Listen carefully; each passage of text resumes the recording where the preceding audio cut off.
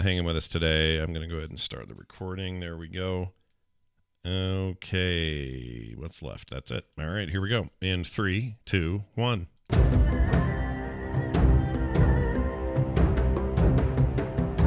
Greetings and welcome back to another edition of There Will Be Dungeons with Kyle, Kristen, Scott, and John. We're here again to play more D&D in our Delvers series. Welcome to it. If you're like, wait, what? This is my first time here. Is there previous seasons and episodes that would help me catch up?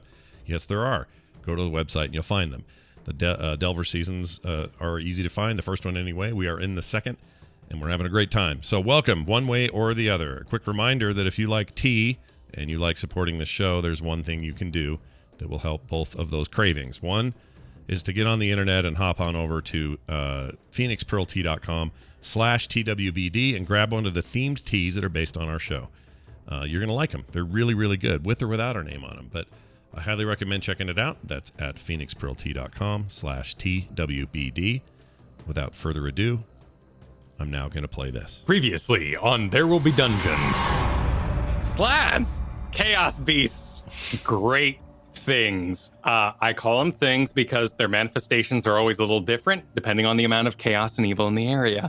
They have advantage on magical resistance. There's usually a color coding system. The reds are the lowest tier, blues are the largest, and greens, spellcasters, and blacks are the strongest. As here's a gem mining colony, we dredged the bottom of the lake looking for gems. Working for the Corp. I know you got questions. Best thing we can do is head to the infirmary, all right? I'm Mac. It's nice to meet y'all. And he sticks out a crazy leathery hand full of calluses. Oh, I would shake that. 3 days ago, we found the gems, and the things started happening. We lost Caleb on day 2. Day 3, Balmer, Destin, Neko, all gone. Ambermer's disappeared ever since. I don't know where Goodwill is. I don't know where Hank Tom is. But we knew one of them was in Hank Tom's house, so we shut it up good. We shut it up with every harpoon and every spear we had. But the thing lived and it got out on the next tide. Kill me! It's Hank Tom. He's still alive. He's still okay. And it looks up as you bring down your hammer and smash it. Thank you!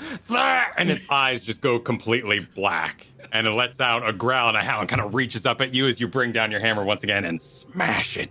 With the tide rolling in, with dark shadows out in the water circling.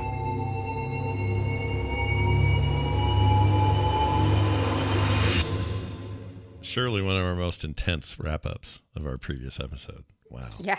That was something. Well, all right. Kyle, these are the keys. You start this car and take us where you'd like us today. So Grinkeeper and Splendorbelt are out on the beach, as it were, the coast area of the Sandbar Colony, Gemhold. Grinkeeper has just brought down her mighty warhammer into a red slad's face, a sort of giant toad man with long syringe-like claws. As the head smashes into the beach, silence falls. Mac and Church, the two employees of the Corp, are up on the edge of a sort of incline that leads to the greater area, the center of the Sandbar base. Ko is standing back at the moment near Mac and Church. Church has been restraining Mac, who has been trying to get down to one Hank Tom, apparently the name of the red slad, before he was transformed into this bizarre toad beast. As you stand there, the tide begins coming in. Swoosh, swoosh up the sand, and is quickly rising around you. Ko, you in particular see 3 dark figures swimming out in the water. Unable to make them out exactly, but one about the size of a man, and 2 much, much larger. And that's where we find ourselves, on the edge of the Arrow House, which has been declared Hank Tom's house, which has been smashed up by Grinkeeper and Splendorbelt using many maces because they became perhaps frustrated at their inability to use perception checks to find anything inside. The floor is yours. What do you do? Ko would immediately call out and let his companions know what he's seeing in the water and say, there is more coming in. We have to get to a defensible position. Choke point. Is there a choke point? You look around and you do see there are several houses that make about a 5-foot gap, but of course, everything but the main maintenance workshop, labeled the Crab Maintenance and Workshop, is on full stilts. These great sort of logs that have propped up the buildings so that their bottoms aren't submerged, ideally, and of course, when the tide comes in here. The Crab Maintenance building has a full structure underneath of it, made of stone and thick kind of concrete slats that are propping it up. So part of it does submerge, but the wooden structure on top would remain out of water in this case. So if you're looking for chokes, you would see the 5-foot gap under each house, and then the 5-foot sort of hallway between the rec room and the mess hall behind you.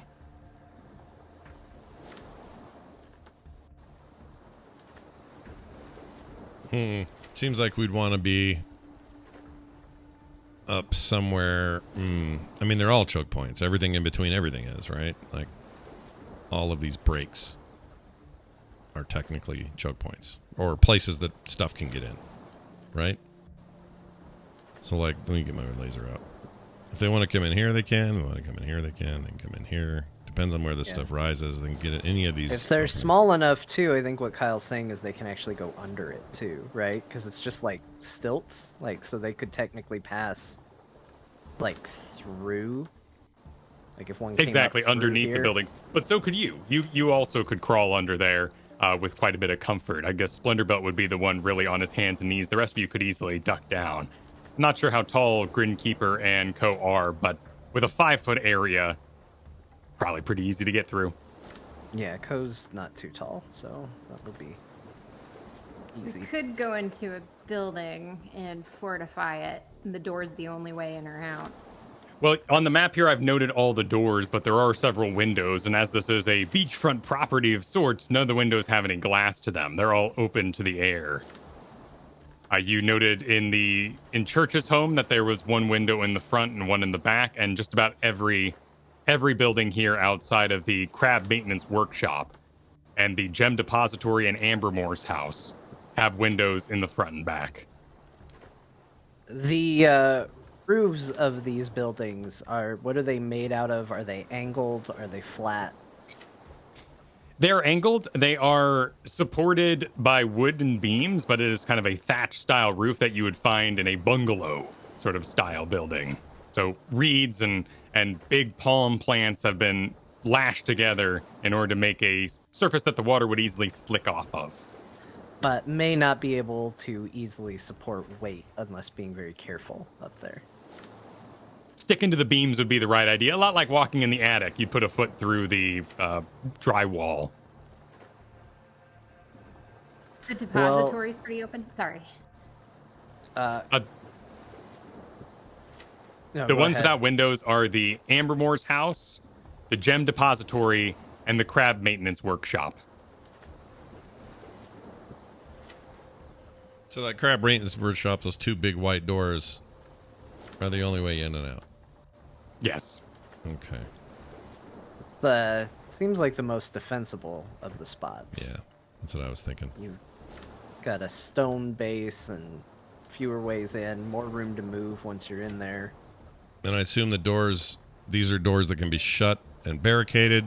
They're not open like, these aren't throughways. These actually have doors attached. Yeah, from what you've seen of those are sort of sliding barn-style doors, but they were closed when you saw them. Okay. That's good, actually.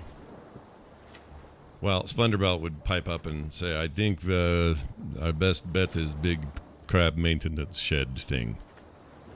We can block both sides until the threat is gone. And Ko is gonna agree, and actually, I'm gonna say he will take up position. He will carefully climb the crab maintenance and workshop and try and find a, kind of place to lay low, structurally okay, and observe from the roof. Okay, excellent. So let's go ahead and move our tokens here. Mac and Church also head up the small little beachside cliff to the higher ground and head over towards the mess hall.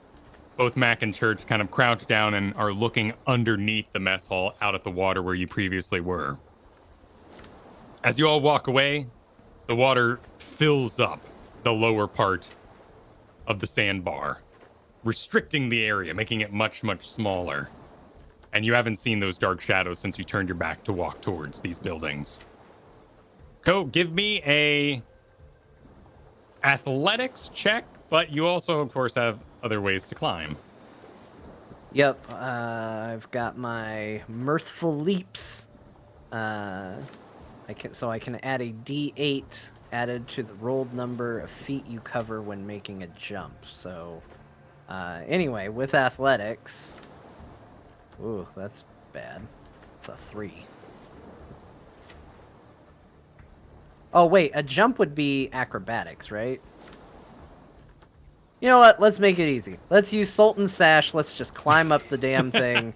We got a sash that magically makes a rope and snakes its way up. Why are we getting all fancy? Yep. I'm going to climb the rope, Kyle. That's what I'm going to do. Do it. Jumping is related to strength, so a good idea for your character to use the Sultan's rope, tie it a little bit of knots, and you easily, without any sort of harrying or enemy attack, climb up the roof.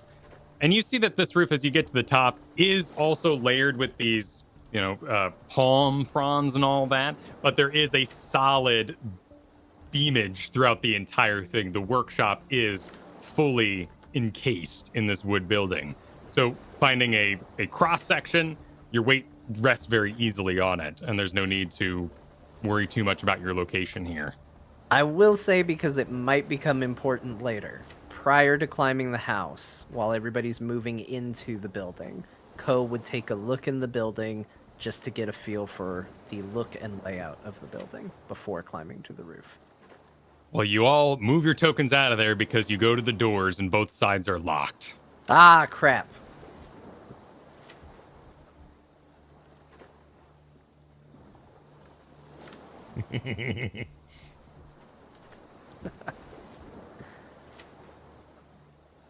But we can still say that you use the Sultan Sash to make a highway up that everyone can use. Hold on. I have thieves' tools. Can I try and pick the lock? Sure. What do we roll for a lock pick here? Is it sleight of hand, or is it a dex check plus proficiency? It is a dex check plus proficiency. Okay. Which is kind of weird, and I think it should be sleight of hand, but It's they a want it to be- 13 if you had the proficiency. you try to pick the lock, and you get a little stuck at it. Now, this isn't Skyrim or anything, nothing breaks on you, but you seem to be unable to open this lock. Mac turns around, seeing you do that. You're gonna need the keys, man. I know where they are. Oh, that would have been useful before I started picking the lock, but where are they? They're in Hank Tom's house. That would have been extra useful prior to...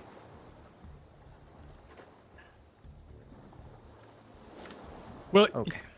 you're the one who said that you were the professionals. I didn't want to interrupt.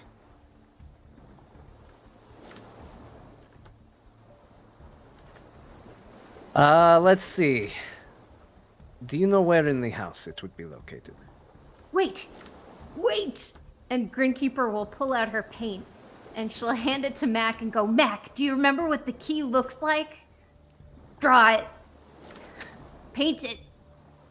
On what? Start painting it. It's paint. Okay. And he gets to work. He gets out your paints and grabs a little brown and a little red and draws a sort of fob on the back of it and writes number 2 in white paint, and then does his best to paint a key. And he does. And as he paints it on the wall of the side of the building, the key kind of takes form and falls off and tinkles to the ground. It might work. All right, let's try this key. You try the key. And it works. Hey! A rather simple skeleton key enters the lock and unlocks the doors, and you're able to push them both aside.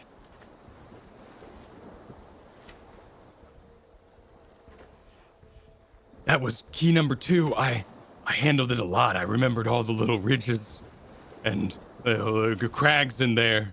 So I'm glad. I have no idea. Take these paints back. I don't want them. Thanks. You guys are weird. You guys are real weird. But I like you. I like you and I appreciate you. Let's get inside this building. All right, so Ko is going to take a quick look around, get a feel for the space, and then he's going to climb up the sash, retrieve it, and then try and take cover on the roof to hide as best he can. Inside, you see a long tool bench spanning the entirety of the maintenance shed. And you see 2 sort of vehicles sitting inside. They look like large metal barrels with a kind of a steam vent on the back end. There's 2 tubes that come up and curve, making kind of light fixtures facing forward. There are legs on the bottom of the barrels that would move, much like a crab would, and in front you see 2 large mechanical claws. And in the middle, in between these 2 spouts making the headlights, are several slats that perhaps could be viewed through if looking inside. And below that, a container, a kind of metal box. And the way the joints look on these crabs, it's as though they could pick up things off the ground and easily turn and deposit them into that box below the riding compartment. There are 2 in here, and painted on the side, you see number 2 and number 3.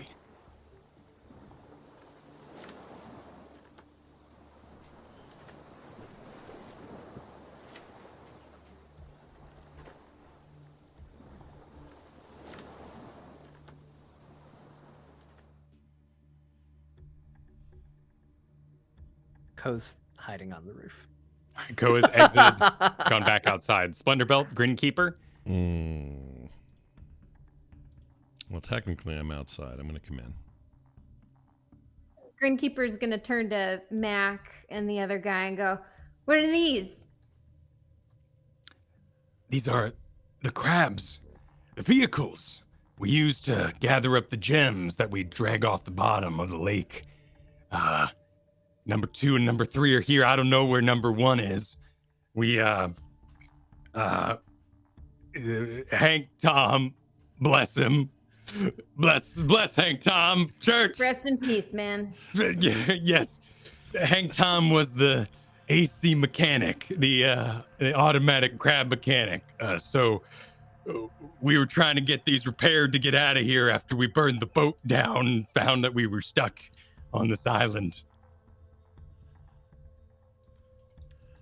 So they don't work? You guys, yeah. How do these? They start with magical means or purely mechanical means? How do these work?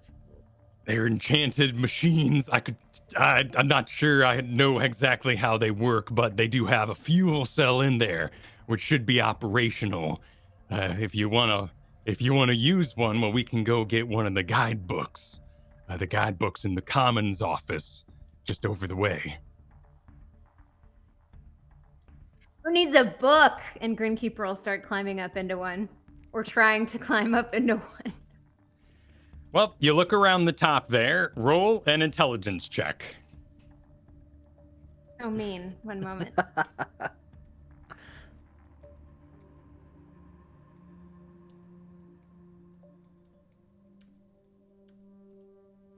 7.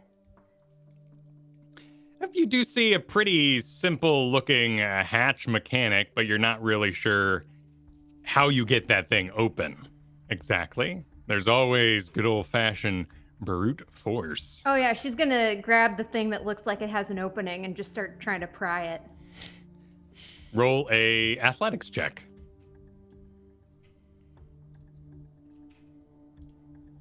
A natural 1. You try to work your fingers into there, and you just kind of and just pop your fingers over and over out again. Now, here's the question, though, for Grinkeeper. Is she the type that keeps her nails in good working order? Yes. Well, Lady Vestal will certainly notice how Grinkeeper's nails are a little cracked up and have lost some of their paint and fine covering. But you do not hurt yourself in any degree. She's gonna give it one more go. All right, go for another go. 13. 13. You managed to kind of get a finger in there, but if you had some sort of tool, perhaps you could really pry this guy open. And as you start to look around you and see the big tool tape, wait a minute there. Wait a minute.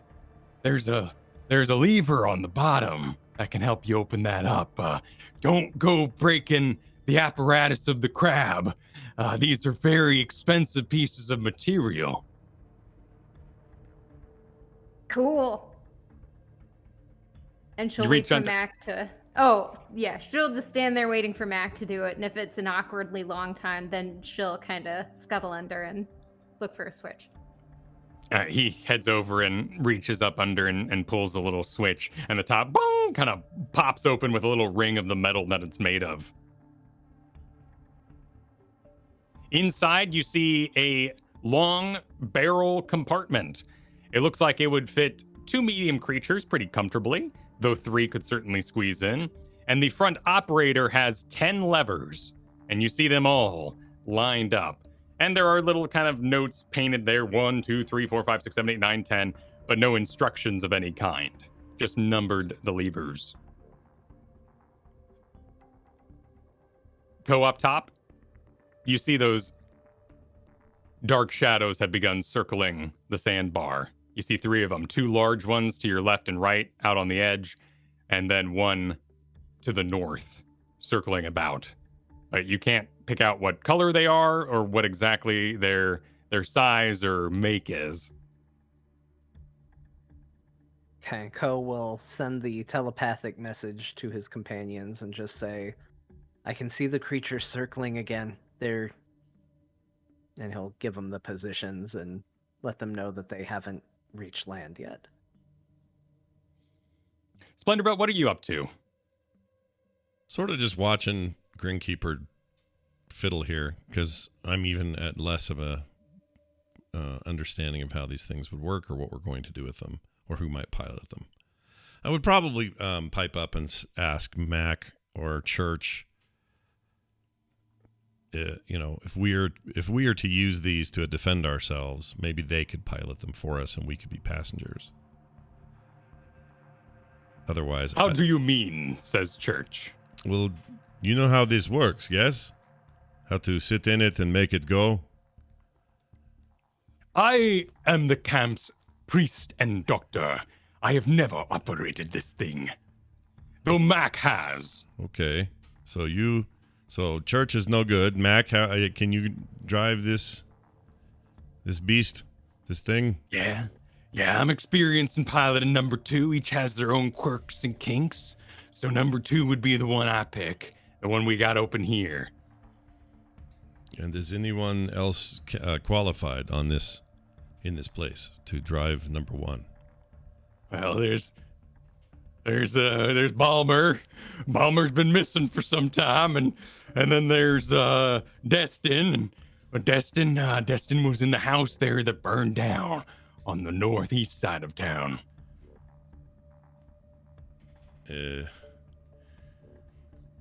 Okay, so only other drivers are ones we do not know current status of. They could be dead. Aye, and we'll still have to find the key for number 1 or number 3 here. I've used number 2 key a lot. I'm really familiar with it. Touched it lots, you know. Able to paint that sucker, but I ain't painting number 3. I never handled number 3. That was really Destin's job. Might be out in her house. Might be in Ambermore's office or somewhere else around here. Well, these are useless to us unless we have a way to move them, to our advantage. Otherwise, what is point of these? Agreed. But we can use them to get out of here. There's 5 of us, but if we really squeeze and we put the small guys together, I think we can use these to get off the island. How hard would it be to train one of us to drive one of these? Well, I don't know it from memory, but if you get that there guidebook from the Commons office, you could probably pull it off. Okay. Perhaps we find this manual and see how difficult it is. And I would want to go get that. All right, so you heading for the Common office on the southeast side of the sandbar. Yeah, I'll move. Which is currently not flooded from the incoming tide. Yeah, I was gonna ask. Any danger to me doing this yet, or we're good? We're okay. No, you're still on the raised part of the sandbar for this one. Okay. As soon as Ko sees him go out, Ko would just let him know. I'll keep an eye out. Yeah, this is true, chat room. I am a doctor, not a pilot.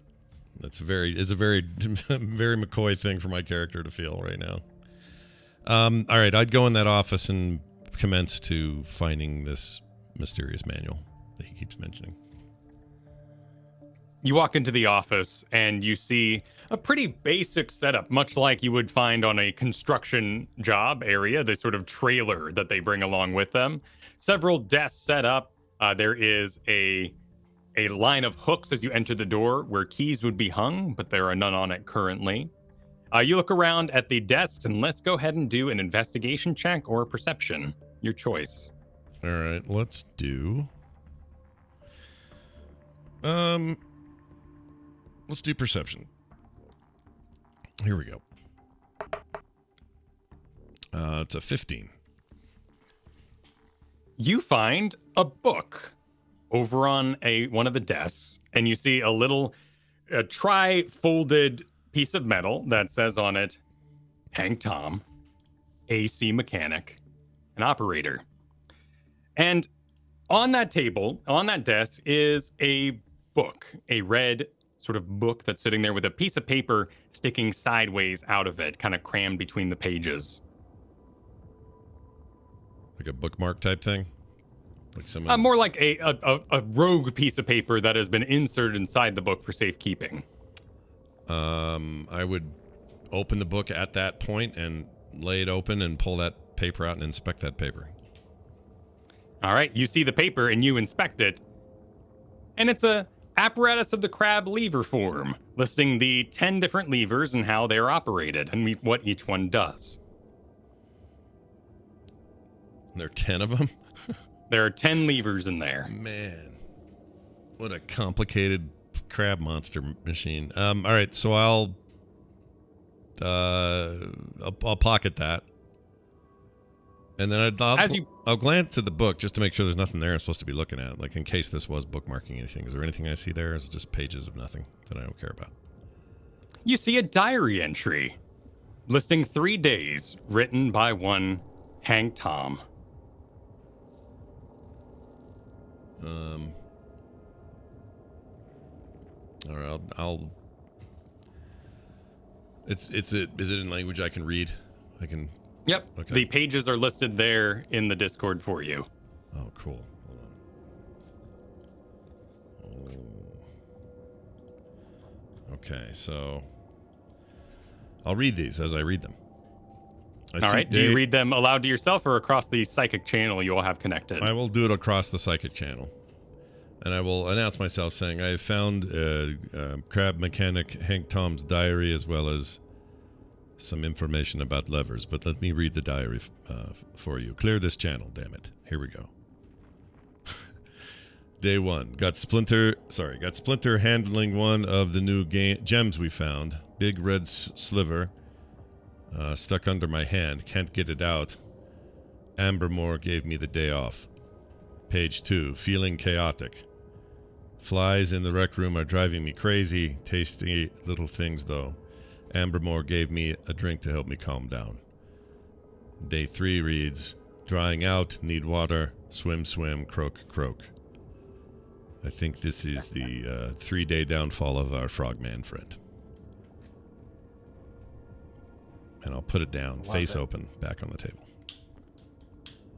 A real I eat Jim brains, now I are Jim kind of note. Yeah. I love it. Yeah, it is. And then I will announce to everybody that I'll be that I'll be back soon. I'm just going to make sure there's nothing else in this office, and then I would commence to try to see if there's anything else besides this lever information. You see a lot of mundane information. You do find a sort of catalog of what might be kept inside the gem depository, but from your recent experience with gems, they don't really note as anything that you currently have on your person, the valuable types of gems. You see agates, quartz, tiger's eyes, things of that nature, which are all pretty low-tier gems. Okay.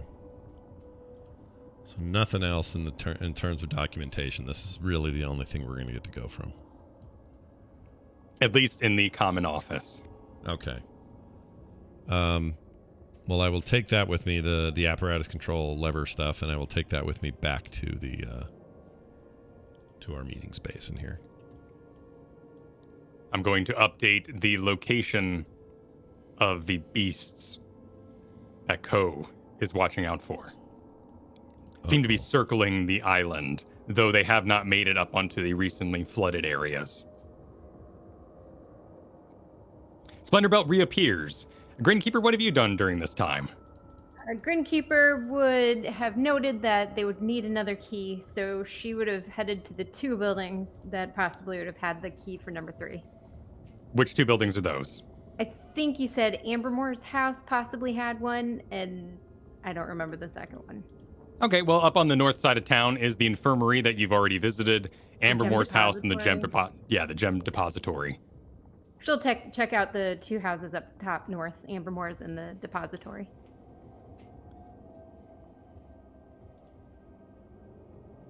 Which one do you go to first, though? Ambermore's. All right, you head to Ambermore's and you find the door locked. Is it a wood door? It is a wood door. Cool, she takes her hammer to it. Start breaking it down. Splendorbelt, as you walk around the corner, you see Grinkeeper doing what she does best, smashing and smashing. And she's working on that door currently. Ko, this is making quite a ruckus. And you note that the creatures seem to have moved in a little bit out in the water. I would let Grinkeeper know, hey, that sound seems to be drawing him in. Just letting you know. Oh, God, thanks. And then Grinkeeper will stop banging on the door itself, and she'll take the hammer to the handle of the door. All right, roll an athletics. It's a different sound, right? I'm being too loud. Let's hit the metal instead of the one. 27. Is that a natural 20? Oh, yeah, sure. It is. All right.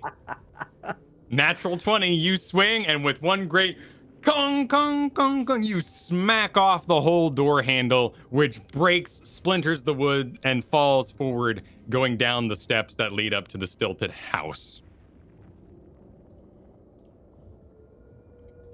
It's intense. She steps in.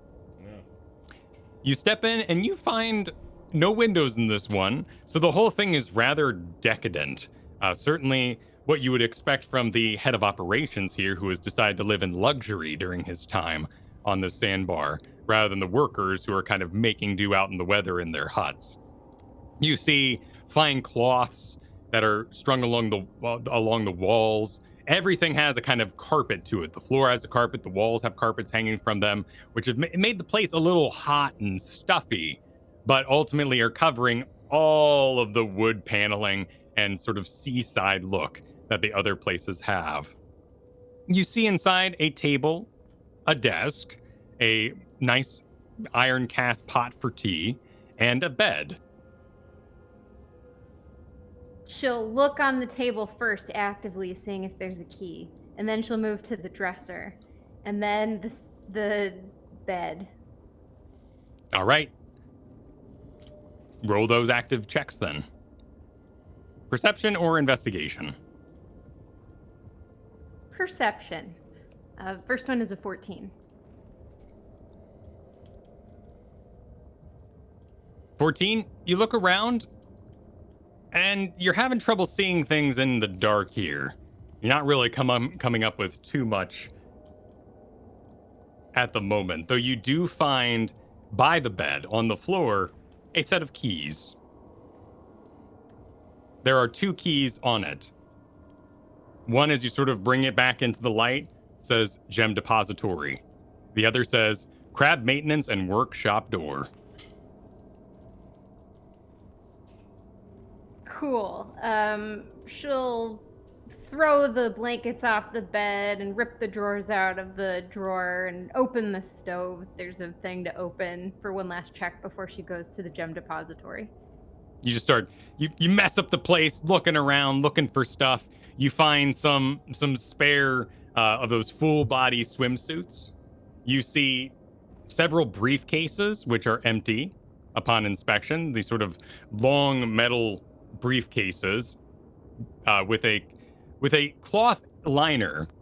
You expect that these are likely used to transport the valuables back and forth to the mainland, to Atimur, for sale. Cool. She'll head out to the Gem Depository. All right. You head over to the Gem Depository. And with a key? Well, that's your choice. She's about to hit it with her hammer, and then she remembers. She goes to grab her hammer, but the hand that goes to grab the hammer is holding the keys, and then she looks at the keys and goes, oh, and then she'll go to unlock the door. So, Splendorbelt, you were approaching Grinkeeper while she was smashing open these doors and whatnot, and eventually decided to have it to handle with one great swoop. What have you done in the meantime? I would have traveled up to the house and So did I get to see her do this then? Did I get there before or after? Yes, if you stopped moving completely, you would have just watched Grinkeeper enter and then heard a lot of rustling as she came out with a pair of keys and now was moving towards the Gem Depository. Oh, okay. Gotcha. Not much other than I'd want to, share this information. So I'd probably speak out in our little mystic radio that, we should probably look at these instructions. If we could all meet by number 3 or number 2. And I guess she's in there now, right? Or is she out by the depository? She's at the door of the depository right now, about to open it with her keys. I'm going to Merv her out here. I've Merved her. Yeah, I would just do that. I would just put out the suggestion that, hurry up so we can look at these instructions and have a handle on some of this stuff. And I would probably sound a little nervous about it because there are 10 freaking levers. It seems like a nightmare. It seemed hard. There are 10 levers. 10 of them. Yeah. This is a lot, man. I feel like we're going to queue-op our way out of here. That's how it feels. Go make an active perception check. Right. And 18. An 18. You see that the large shadow on the west side has started moving up towards the sandbar, and you can see how the water kind of coasts along the top. And with your 18, you can even make out a bit of a color for it. You see blue skin, very much like that of a dolphin, kind of moist and wet looking with spots of black on it. However, you've completely lost sight of the smaller one, which was previously on the west side of the island. Okay, Ko will relay that information to everybody as well.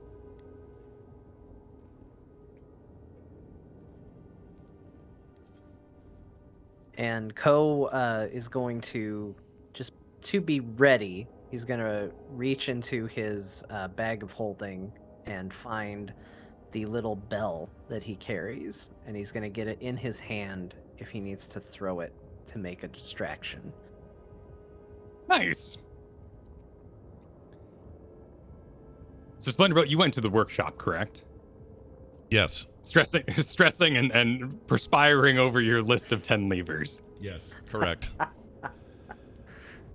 I would be basically anxiously,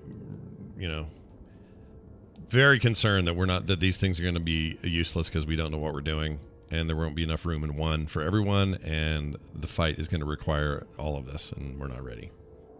That'll be my whole thing. My whole vibe. All right, Greenkeeper, you enter the gem depository, and you see a large amount of shelves on the back wall. They are all sorted by the various types of gems that might be found here. Moss agates, quartz, lapis lazuli, obsidians, tiger's eyes, turquoise, regular pearls, jaspers, onyx, quartz, rose, smoky, star rose, amber, kind of down the list. You see all these gems. After your previous adventure, you could make a check for it, but you're not really sure. You're not really seeing any gems that were part of the Wither's Vault that would give you any sort of idea of how valuable these gems might be in here. And there are several. They're kind of like those, like at the checkout line at a kid's store. It's just gems kind of sitting in cubbies. They're all just kind of piled up. There's no little bags for sale. You can't go by and collect them all and then go to the front register, but they're all just sort of sitting piled up in those cubbies. You also see a long conveyor belt-like structure, and there is a pump, a physical pump nearby that would be used for water, and you can note how it sort of has a spinning apparatus to it, as though somebody grabs it and like they're sifting for gold and clean off the gems. You also see a polishing station in there, as well as several desks. I wish I had all my gems with me. Sounds like a nice place to get your gems in good shape. I wish I had gone in there. Sounds like a good place to get a bunch of gems. Yeah. Yeah, that too. Grinkeeper's gonna go for the desks. Roll the perception or investigation check. 18 perception. All right, you look around with uncanny clarity for Grinkeeper and start looking over the various desks. You see quite a few gems being used as paperweights, which might suggest some of their value being found. Some of the larger ones, some of the more obscure or irregular looking ones, holding down papers, propping up books, and all this sort of thing. You do see a desk, though, labeled Caleb, Crab Operator number 2. A small trifold piece of metal with his name on it. And on that desk, you see a book and a set of keys. Cool, she'll go through the drawers of both desks, but otherwise grab the book and the keys and head straight back to the workshop. You go through the drawers and find nothing but mundane items, pencils, and the like. Grinkeeper emerges from the gem depository.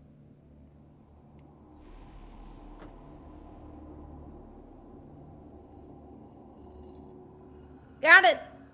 Got the keys! She'll yell as she walks into the workshop. And a book! I don't know what it says. And then she'll look at the title. It says Caleb's Diary. Caleb's Diary! Ooh! And then she'll open it and start reading aloud. I will post it in the Discord here.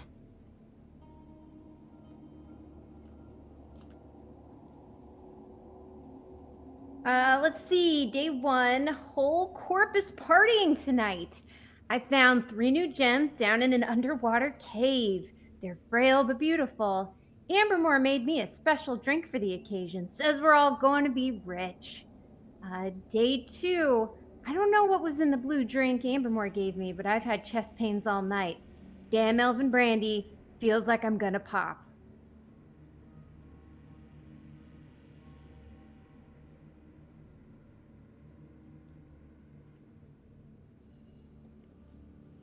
Hmm.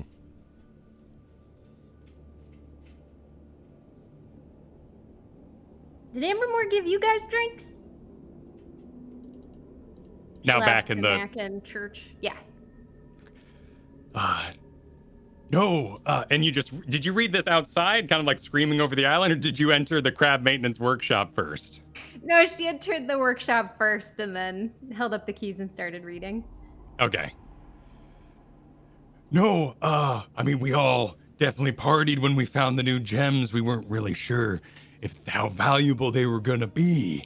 But we knew we had something special on our hands because Ambermore was real excited. But, I wasn't familiar with the blue drink or the elven brandy. That one Caleb got. Caleb was the one who found the gems, though, himself. There in that underwater cave he discovered. Is it possible these drinks were causing problems, or did everyone drink it and you experienced no ill effect? I don't know. What about you, Church? I drank no such thing as a blue drink that night. I partied with the rest of the men and removed the ailments of alcohol with a lesser restoration spell by morning. Well, Mac, did you partake in this drink? As far as I remember, well, I got pretty blacked out that night, and Church here did the same for me and shook away the hangover with one of his lesser restoration spells. I feel like we are witnessing the aftermath of a blue drink that turned many of your compatriots into creatures or otherwise dead. This is just a guess based on blue drink consumption. All right. So what else we find? To these two things. Good, because there ain't no way for us to communicate when we're both inside the crabs. So you're gonna need those, and you're gonna need to pull it off yourself. Or someone else will. Yes, is a good point. So, look at these, and I'll pull out that instruction sheet and share with them how insane this looks. 10 levers, everybody. 10 levers. It's a lot. Here, chat room, you guys can see this with us. So the 10 levers each have an up and down function, it appears. And for example, lever 6 rather will the apparatus walks or swims forward, and if you hold it down, it walks or swims backward. Pretty straightforward.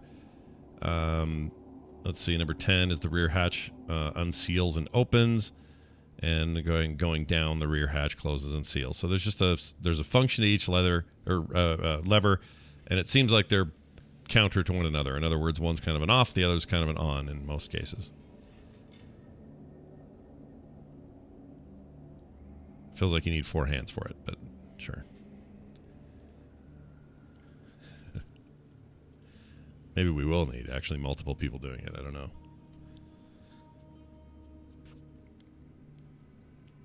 Okay, well, did we find the key for number 3 yet? Yeah, right here. That's key number 2, which is what I've done painted there on the wall for you. Oh. So you got Caleb's key and Caleb's diary. We still got to find Destin's key. Well, I've got... does this Hank's Tom diary give you any clues? I know it is not his key, but... Man, I'm reading Hank Tom's diary, man. Give it here. I will read. Fine. Go sit, Mac. I will handle this. Feeling educated. He wrote croak croak. Why would a man write when he croaks? I believe this is his frog. This is when he became full frogman. When this happened. This is madness. It is weird that a frog. If he is full frog, how does he retain the ability to write properly? Who knows? Perhaps this was the last bit of human he had in him before full frog. Hank Tom was a very strong-willed man, a very smart man. You saw him there on the beach. Even in the end, he held on to the last bit of himself. So we need to find Destin's key.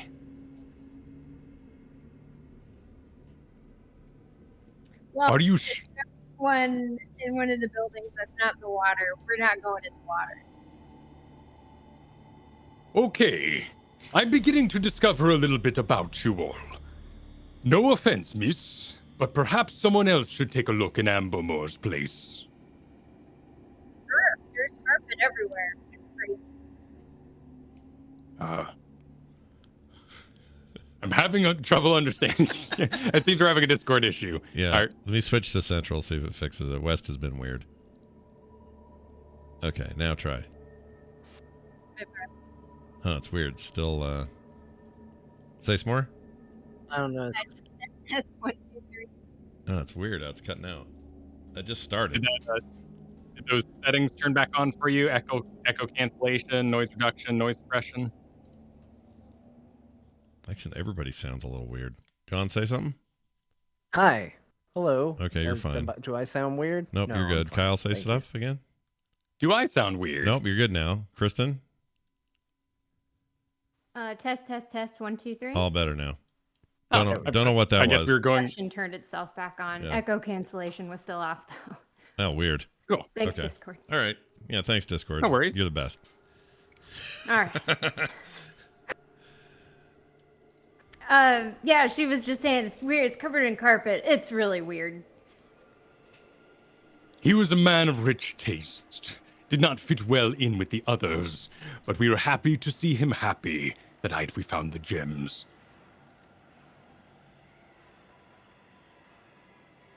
Yeah, I mean, if someone else wants to go, I got as much as I'm going to get from Ambermore's place.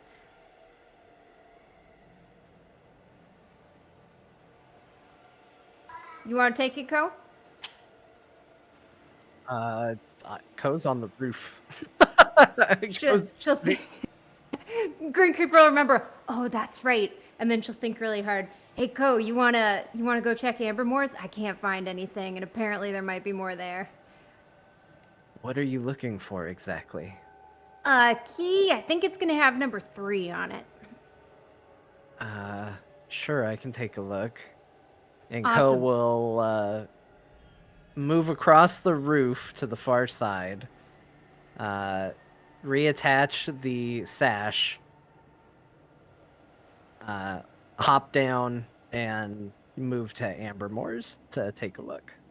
All right. You walk over to the door with the handle smashed out and the door slightly ajar. And then is it investigation or perception?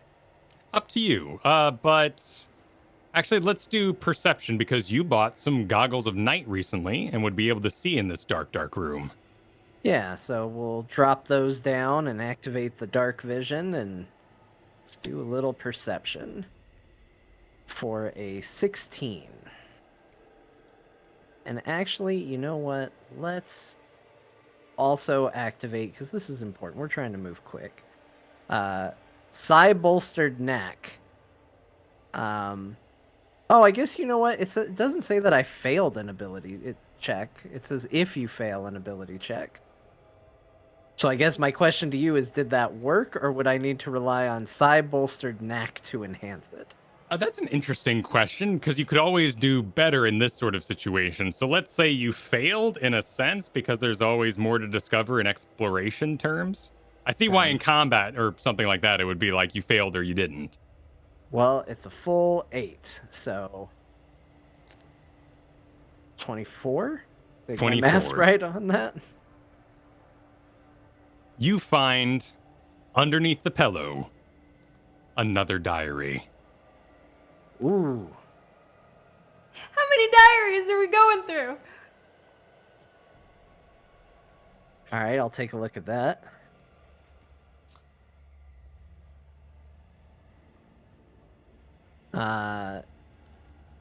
Ko will send telepathically just so everybody's on the same page and read. Chaos gems. These simpletons finally found something valuable.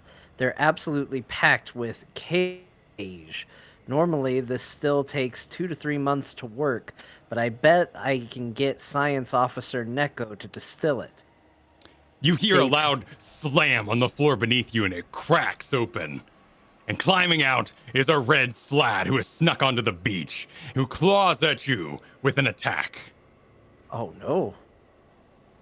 Oh, jeez. It attacks with its claws for a 26. Oh my god. That will hit, but I will use my uncanny dodge on it. Which will reduce the damage? Yeah, reduce it by half. Okay. You take 7 points, so 3 points of piercing damage. As it claws, its lower body still kind of trapped in the wood around it. The claws scrape you, though, along the leg. And while you may not know it now, I would like you to roll a Constitution saving throw.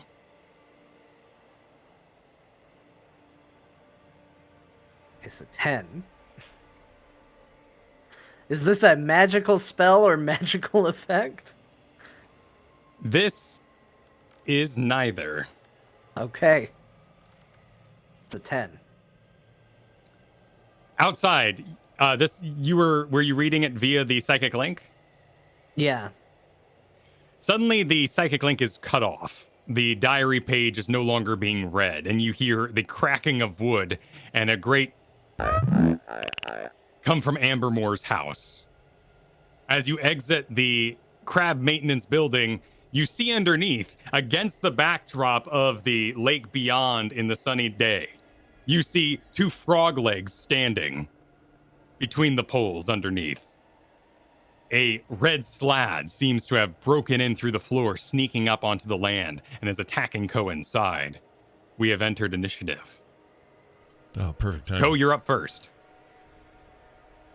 Well, Ko is going to immediately launch an attack to try and deal with this thing. So he's gonna thrust a hand forward, and a psychic blade materializes as he swings. I don't know why I rolled damage, because I don't think that's gonna hit. That's a 10 to hit. Miss. And then we're going to go ahead and bonus action to try and strike with a offhand one. That's better. That's a 26 to hit. A very good hit. For 5 psychic damage against the creature. 5 psychic damage hits the creature, and it gives a... as you hit it. Allow me to put a mark on the house. Let's zoom in a little bit here, and we'll get set up for combat. I'm going to grab Ko here. He's sort of cornered up in the building, the red slod having emerged from the floor.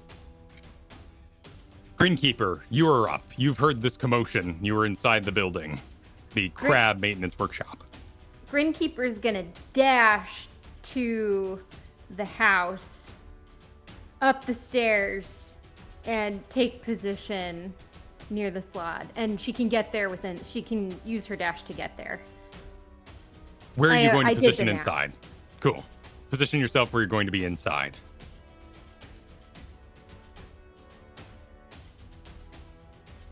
All right.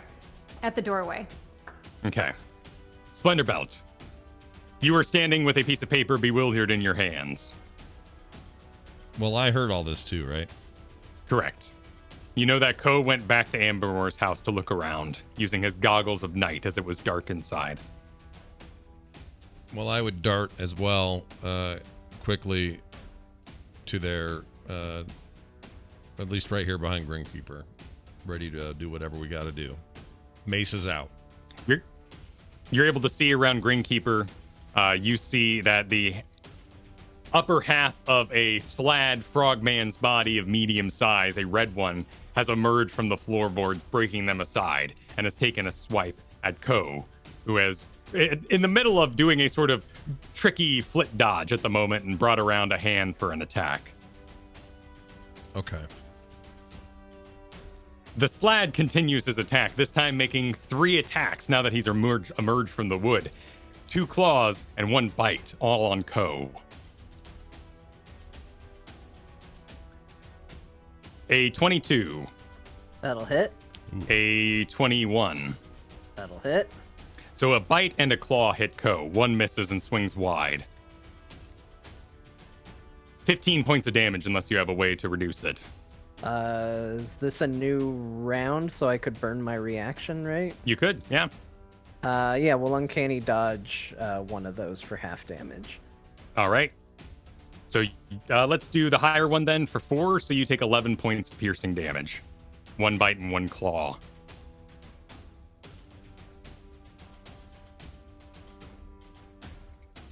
Upon making its attack, it dives back underneath the floorboards, and you can hear it scurrying around underneath. You're not sure where it is right now, as you were all up inside the building. Splendorbelt, your feet are currently on the steps outside. It is Grinkeeper's turn. Grinkeeper's gonna jump down the hole it made, squat low enough, because she's seen how high the buildings are, and she's only, what, like 5'2", 5'3", and then she's gonna see if she can locate it and go after it. You see it scurrying to the other side underneath the gem depository on all fours, so its crazy little frog legs are kicking up a bunch of sand in the back as it walks very wide and down. Cool, so instead of running up directly behind it, she'll run up alongside of it and take 2 hits into its stomach area. Cool.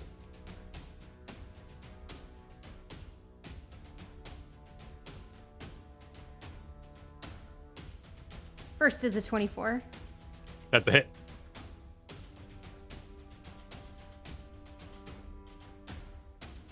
Eight points damage. Excellent. Second attack.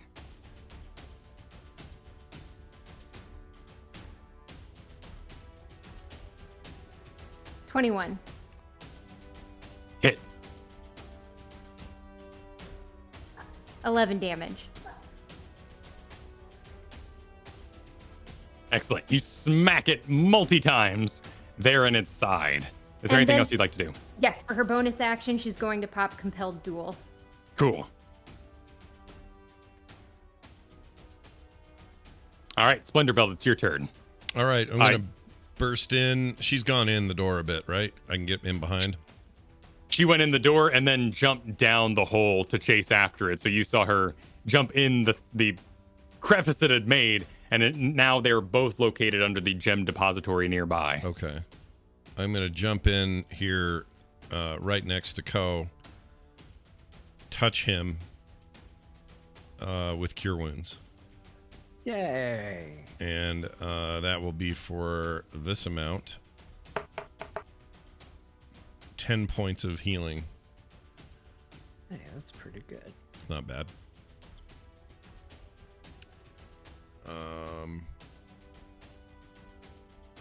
Let's see. There's not much. I've already done my movement, so yeah, I guess that's it for now. That's my turn. Ko, you are up. All right, Ko is also going to jump through the hole and head down under the house.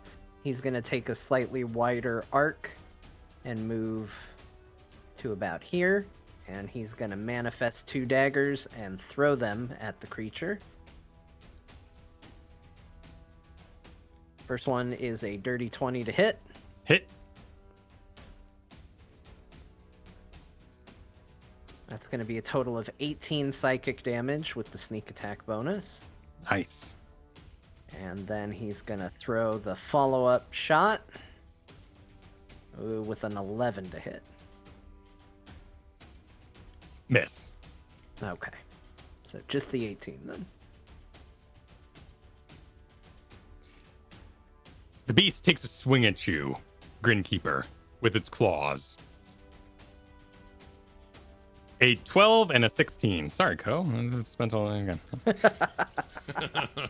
Really? It's not over 20? It's not Nope, like nope, 20 none of those. something? Nope. Well, overkill there for Go. I got a 19 on the third attack. Misses. All right, all misses. The red slot continues to scoot underneath the gem depository building, running for the water. You can make an attack of opportunity if you'd like. Can I make a grapple of opportunity? There is no such thing, but it sounds real good. I love the name You can't of it. just like throw your body on top of it. That would be a reaction you would have already set up as an action. Okay. All right. Unless you have like a net you're making your opportunity attack with, or something along those lines. No, I'll just hit it with a hammer. Go for your swing. 16.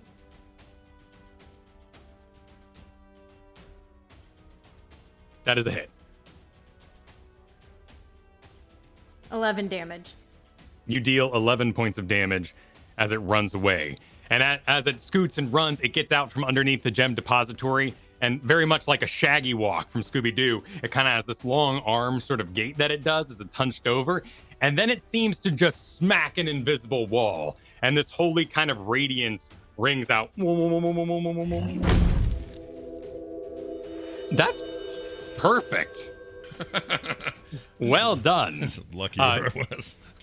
Grinkeeper, you would know that this means it has reached the 30 feet maximum of your compelled to duel and is unable to go any further away from you. Oh. Nice. Grinkeeper will immediately stop moving. All right, well, it's Grinkeeper's turn. Oh, cool. So she'll stop moving toward the water and start moving backward to see if she can drag it closer. Nice.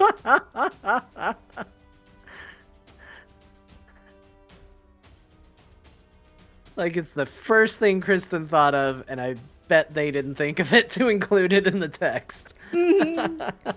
Love that.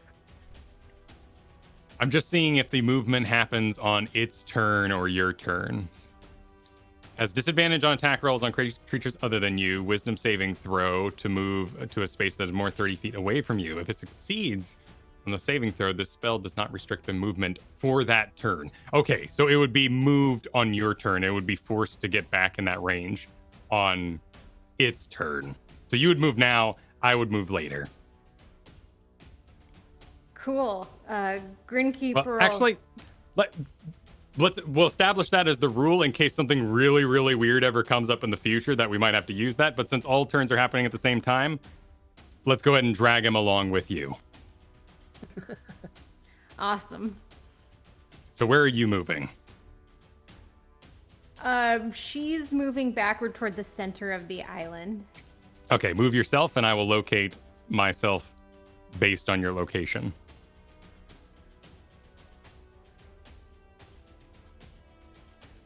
All right, you drag it out into the open. Its claws sort of...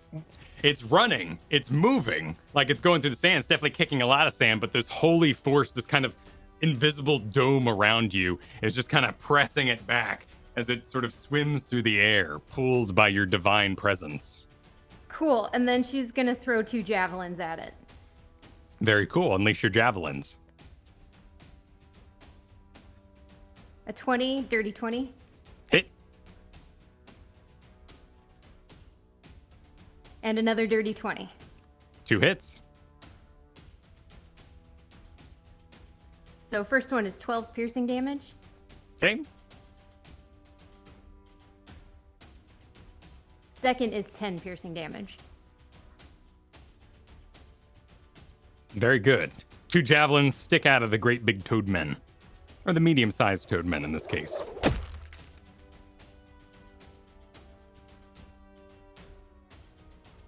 Splendor Belt, you're up. Okay. I am going to...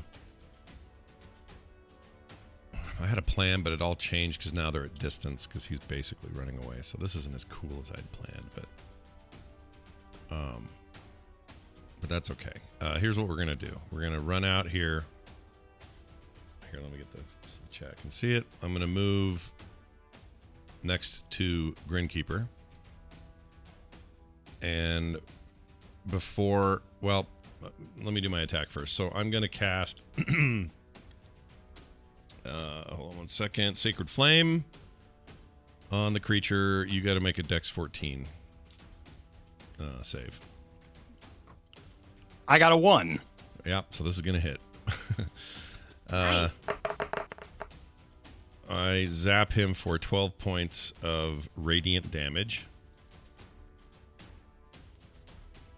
And it sounds like this. There you go. So that smacks him right in the stupid frog head. And while, as a bonus action, I will cast... Hold on. The name is right here. Shield of Faith on Grinkeeper, which will give you a shimmering field appearing around you, granting you +2 bonus to your AC for the duration. Your AC is already pretty high, but why not? We're at 22. We're at 22 now. Yeah, that's pretty strong. We're into co-damage territory Yeah. right there. All right, Ko, you're up. All right. They are not flanking the creature, so Ko is not going to move and instead steady his aim and throw another Psychic Dagger with advantage. 17 being the best of the attacks. It's a hit.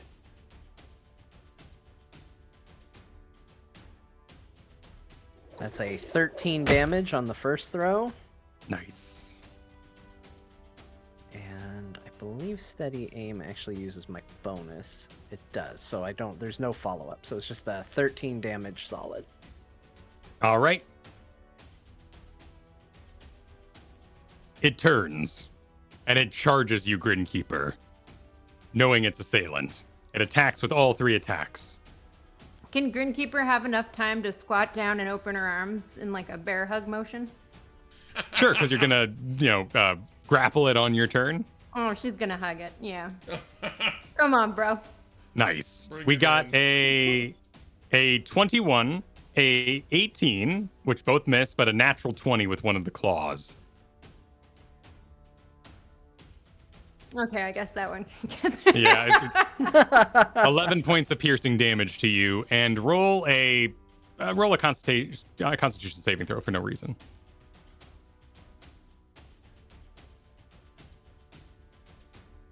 And there's a +2 to this because of my aura, so 21. All right.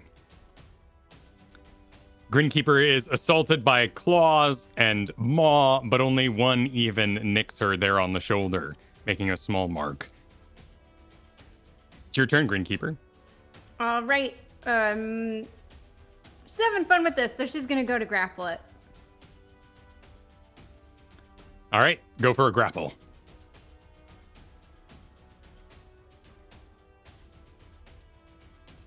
That's a strength check, correct? Correct. I got a 7. 6. All right. Oh my gosh. It's slippery. It's Yep, a slippery frogman. It's a slippery frog man covered in mucus and whatnot, so it slides out of your grip quite easily. Is there anything else you'd like to do? No, she's just gonna shrug her shoulders and get ready to smack with the hammer again. It slides, and it's now in melee range of Splendor Belt. Splendor Belt, your turn. Okay. Interesting. Kind of like chasing an oiled pig. She gave it a squeeze, and it jumped out of her arms, ending up next to you. Yeah. I was just going to heal her and stay out of harm's way, but I think she's got enough hit points where I'm going to attack him with two hits with the maces. First hand, second All right. hand. So Let him rip. let's see what we get here on the hit. It'd be a 19. That's a hit. And for the second one, do you want damage first for the first one, or do both rolls? And then Nah, damage? go and give me both face maces first. Okay. Second one, a 18. Both are hits. Awesome. Here comes your bludgeoning damage for the first one. That would be a 6. Okay. And the second, a 5. So you attacked with both maces at the same time. Is this a dual whammy, a dual swing uppercut? Do you windmill robot arms these two maces? It's like right hand over toward its head, wham, and then with the momentum on the other way, upswing, kind of not quite uppercut, but upswing with the left one pulling up toward his head. Nice. So you smack it down, forcing it downward, and the other arm comes around and hits it under the chin, and it just, well, as it flies backwards and lands on the javelins that were sticking out of its back and slides down them. Nice. Combat is broken. The red slad lays motionless. You okay, Ko? I think so. I just took a pretty bad hit, but Splendorbelt seems to have taken care of it. Mostly. Grinkeeper, do you need healing? Where are you right now? I could use a little, but it's not too bad. All right, I'm gonna give her a cure wounds as well, and that will be for 10 points of healing. All right, 10 points to Grinkeeper. Ko, roll a medicine check. A 19. You receive the healing, and you kind of brush the leg where you were scraped, and the wound is closed. But as your hand goes up your leg, you feel a sort of ball under there, a small marble-sized bit. And as you kind of touch it, it moves and slowly makes its way up your thigh. Poe would just immediately go, there is something there, and he'll point and show everybody. Gross knife! Does anyone have a knife? Wait, there's not a better way you can do this besides a knife? It's moving up your leg, man! Oh, wait a minute.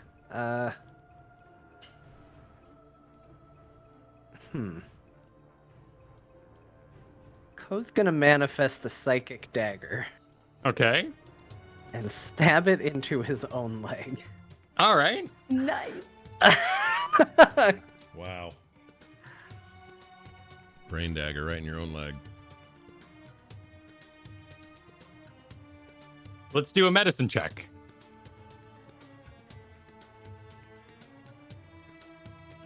Oh, a natural 20 for a 22. I was like, I don't think I'm going to beat the crappy roll or the really good roll I had before, and I'm not great at medicine.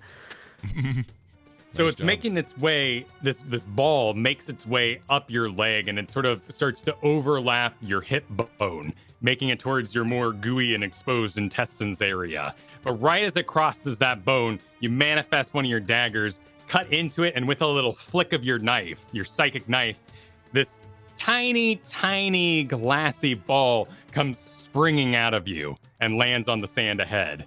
As it hits the sand, it unfolds, and the tiniest little tadpole wiggles about, getting covered in sand and attempts to dig into the sandbar itself. Ko is going to bring a hoof down on that thing. Try and smash. You do. You bring your hoof down and you smack it into the sandbar, hitting the denser sandstone underneath. And you hear it a little as it pops. Now, here's an interesting question. Did I take psychic damage from my own dagger? You got a natural 20 there. So you take no damage from this. Nice. You split your own skin. It's like, I mean, it's a surface level wound, so damage is more indicating your greater overall health and your greater overall physique and being. And this would not be damage that would be calculated in terms of numbers. It's like you popped a little cyst on your arm or something, kind of, right? Exact. Or Yeah. or like a a blister on your foot and all the water pours out. It's uncomfortable and it's gross, but you didn't take damage. Yeah. Barring any kind of staph infection, you'll be all right. Yes. Greenkeeper, do you need to check and see if you have one of these as well? Oh, shit, I'll say, and I will panic and start throwing off my armor and outside clothes, protective clothes, and just start slapping around my legs, feeling everywhere just to see if I can feel where the hell this is. I was asking Greenkeeper because she was struck. You seem to have been safe. No, it's because you freak me. It freaks me out. I don't like these. Boy, these could be anywhere. Everyone check yourself. And I'll be panicking, just taking stuff off, throwing it to the side. Having witnessed what you pulled out of yourself really freaked him out. Greenkeeper will concentrate really hard to see if she can sense anything strange. Oh, that's an interesting go. Let's take a look, actually.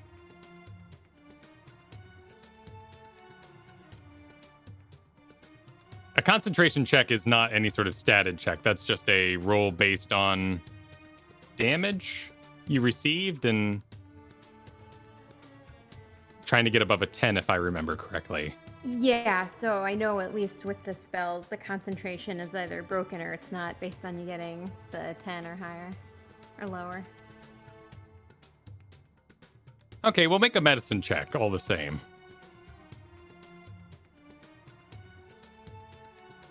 14. So you put out one of your divine senses. You don't sense any evil in your body. Everything seems pretty clear. And you give yourself a little pat down, and you don't feel any lumps or anything in the wound you received in your shoulder. I think I'm good, but if you see anything... Yeah. Also, do you want some more healing? And Greenkeeper will raise her hand, ready to go. I think I'm probably pretty good. I would say I'm about 35 out of 39. Okay. Well, if you need anything... Splendor Belt, how Yes. are you doing? I don't think there are any, and I'm standing there with kind of my arms out. Like, this reminds me when I was a kid. I would go to, like, scout camps and get, like, there'd be tick scares. Like, some kids would have ticks. And I felt this way. I'd be like, oh, my gosh. And I just wanted, like, if it's there, burn it, get it out, cut off my arm, whatever you have to do. Like, the idea just really freaked me out when I was younger. So I would, Splendorbelt would be just like, I don't think I have any. Can you see it? Is there any bulges moving about that I cannot see? And I'd like turn around for them kind of in a herky-jerky way. Well, do a medicine check for the man. You can give yourself disadvantage if you don't care. 10 for, Yeah, we both put about a 10 effort into checking him.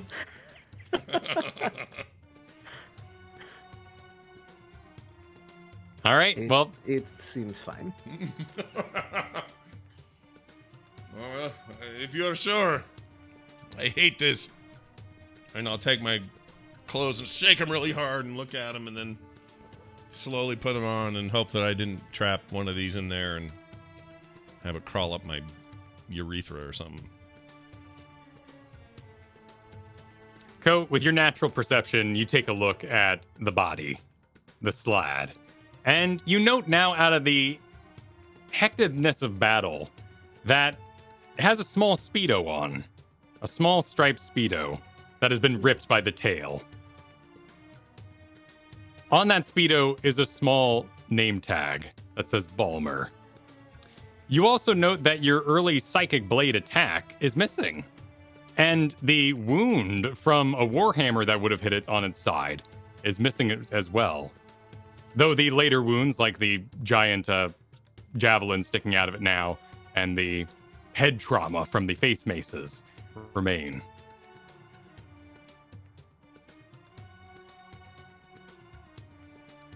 I'll point that out to everybody. It seems very strange. Why have some of the wounds disappeared? I mean, I understand with the Psychic Blade, sometimes it doesn't manifest, but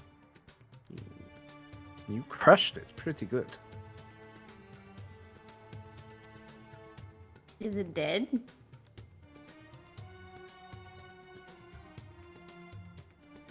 Grinkeeper will kick go it over a and see if little. it's. Oh yeah, I like. It moves with the force of your foot, but is unmoving and to your perception, unbreathing and alive. Perhaps the damage only manifests after, the damage that killed it. So the damage that was there before only slowed it down or damaged it temporarily, but the death blows left scarring, left carnage. Or maybe it was still in the middle of its transformation at the beginning. Maybe it hadn't fully taken form. Wait, what if this? Oh, gross! What if this is a mother toad man and pooped all of its eggs out, and the egg is what was in your leg? And there are baby toad men everywhere now. What now? I think that's exactly what happened. I think we dealt with it, though. I think you are going to need to be careful and not get sliced by this creature. I think only one baby makes no sense for this creature. It seems like we should have a brood. Many thousands, perhaps, of babies. Well, you could always start examining the body with medicine, Splunderbelt. You are a doctor of sorts. All right. I will put back on my big, heavy male gloves because I don't trust any of this shit. Wait, are you just there in, like, underwear and big male gloves? That's how I saw it, yeah. Okay. I put back on my, like, sort of mid-shirt thing that's there to sort of be your middle barrier. I would have put that on. So I wouldn't be just, like, down to my skivvies in a pair of gloves. But I'd be, I wouldn't have all my stuff on yet. But I'd pull those gloves back on, and I would roll the following medicine check for my inspection. Oh, geez. A 7. Well, you look around, and you see those syringe-like claws that it sports. And you see the various damages on it. With even a 7, looking at this creature, you can tell that it was regenerating to some degree throughout combat. The earlier blows had healed by the time the creature finally went down. And in fact, you guys dealt a lot more damage to it than it otherwise would have needed to go down. Oh. Interesting. But as for baby investigations and all that, you'd find nothing. Okay. No other babies? Not that you see, though those syringy kind of hollow claws could be packed with children. Ugh. Can I take a closer look at one of the claws? Sure. See if you want to roll again? Yeah, let's roll again. A 21. Do you just sort of hold it up to the light and look down the hole? Yeah, kind of just see if I can see anything moving about in there. Any kind of silver ball or life or movement or not even movement, just anything that looks like it might be full of these little eggs. You line up one of the claws with the sun and try to catch it in there, and you definitely see something slimy down about 3 inches. Ew.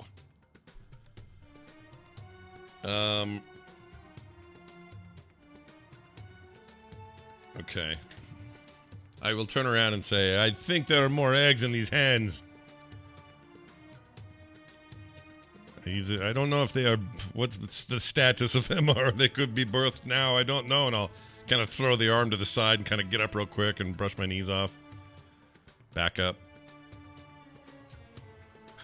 I just watched Alien. I just realized this is all coming from that.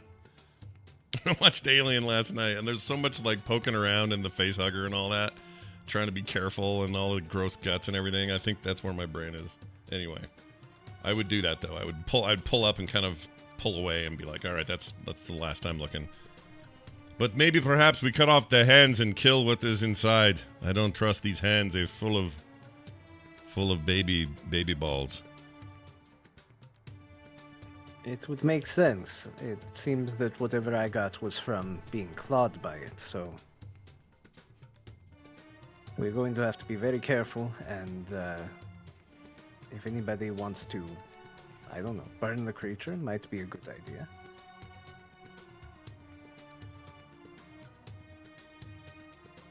Grinkeeper will remove her javelins. So about that journal you had? Oh. Cole, go back into the house. He probably dropped it when he got attacked. So, go back into the house and retrieve it. And finish reading it off to everybody. Day 2. I'll be rich, rich, rich. Weaponize slots to the highest bidder. Wonder if the kingdom will pay more than the vampire nation. Day 3. Caleb and Hank Tom have infected the others with the distilled bacteriophage. Destiny even evolved into a green slod. Transformation now within 24 hours, but I can do better. I'm setting up a lab in the cave. Better draw a map on my desk so I don't get lost. Neko will make an excellent subject for my perfect being.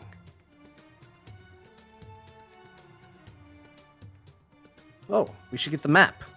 Go running back into the house. Go looking for this map. You go to the desk and you find a nice sort of writing pad on top, covering most of the desk to better absorb the impact of well-written calligraphy. You give that a little flip up with your passive perception and easily find a paper map underneath. It shows the location of a cave offshore of this sandbar.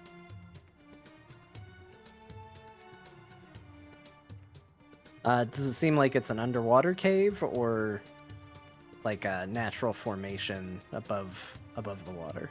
It does seem underwater. It notes several little sites along the way, such as larger rocks or old boat and that sort of thing that can be used to navigate to it. All right, I will bring those items out, show everybody, and when we're done with them, put them in the bag of holding. All right. Well, with those items all gathered back in the crab maintenance workshop, we'll take our break there. That's perfect. We'll be back soon. Everyone go do your thing. And when we come back, more There Will Be Dungeons. We'll see you then.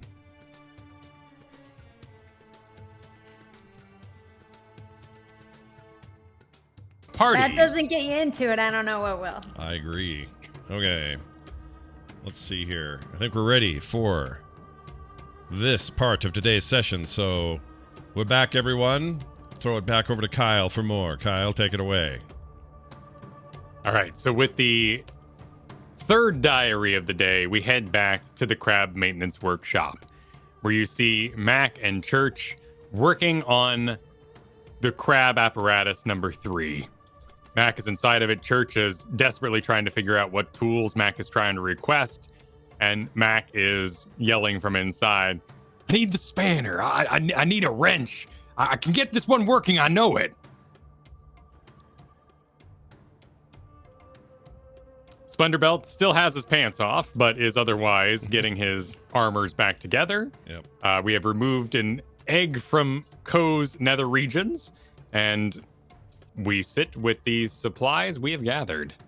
To that note, right now we have a map to an underwater cave. We have a painted key and a real key to crab apparatus number 2. We have 3 diaries, and we have the instructions for working the crab apparatus.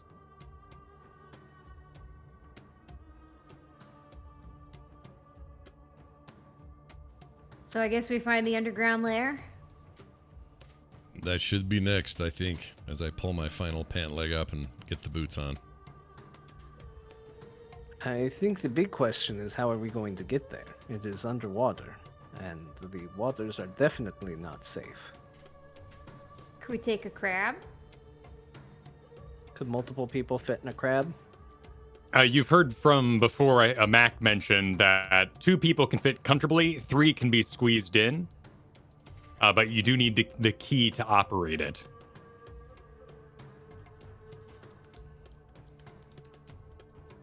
In fact, Ko may have missed that conversation since that wasn't psychically shared, so he would have been on the roof anyway. He was on the roof, yeah. Cool. Oh yeah, so and Grinkeeper will explain. about the fitting and the crabs, and we still don't have number 3. Do we know where the key is supposed to be? No. I've said multiple times where key number 3 is supposed to be. Key number 3 is out at Destin's house. The one that burned down about a day ago. North side of town. Grinkeeper just shrugs and shakes her head.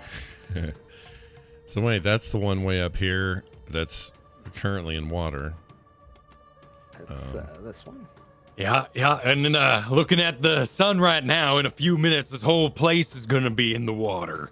The buildings will, of course, stay on their stilts, and the crab maintenance workshop will be above the water entirely with nothing under. But we need to move fast if we're gonna get that key. Otherwise, if y'all got somewhere to go that can help us out, I suggest you pack into one all together like and get going. If we could get that key, though, Church here and I have offered to go with you and provide some backup for what it's worth. I think getting the key would be a good idea, rather than cramming everybody into a single crab. Sounds It crazy. might be, seeing as it's underwater anyway, it might be a good test run for one of the crabs. If somebody wanted to take a hand at piloting it, to go down there and pick it up. These things were designed to pick up gems, so I would imagine getting a key would be possible. Sounds pretty good. We'll get you all a dry run going. Let me get you a piece of tape there, and we'll put that there instructions up on your windshield. Who's going to be doing the driving? What kind of roles does the driving take? It's just lever pulling. Doesn't...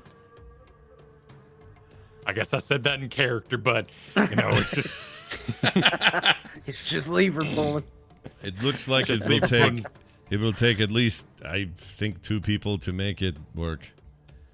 So for one example, person can operate the whole shebang.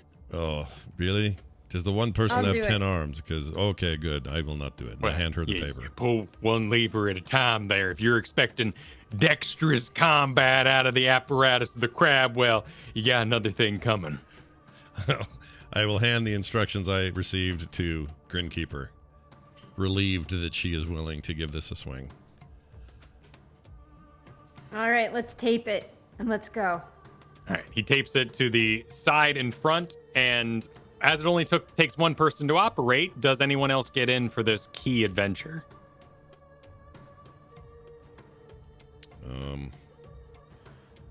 Splenderbelt, why don't you go with her?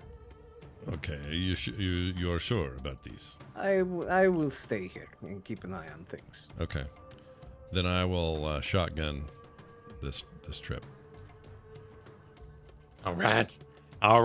You're gonna need to pull. Both of you get on in. That's it.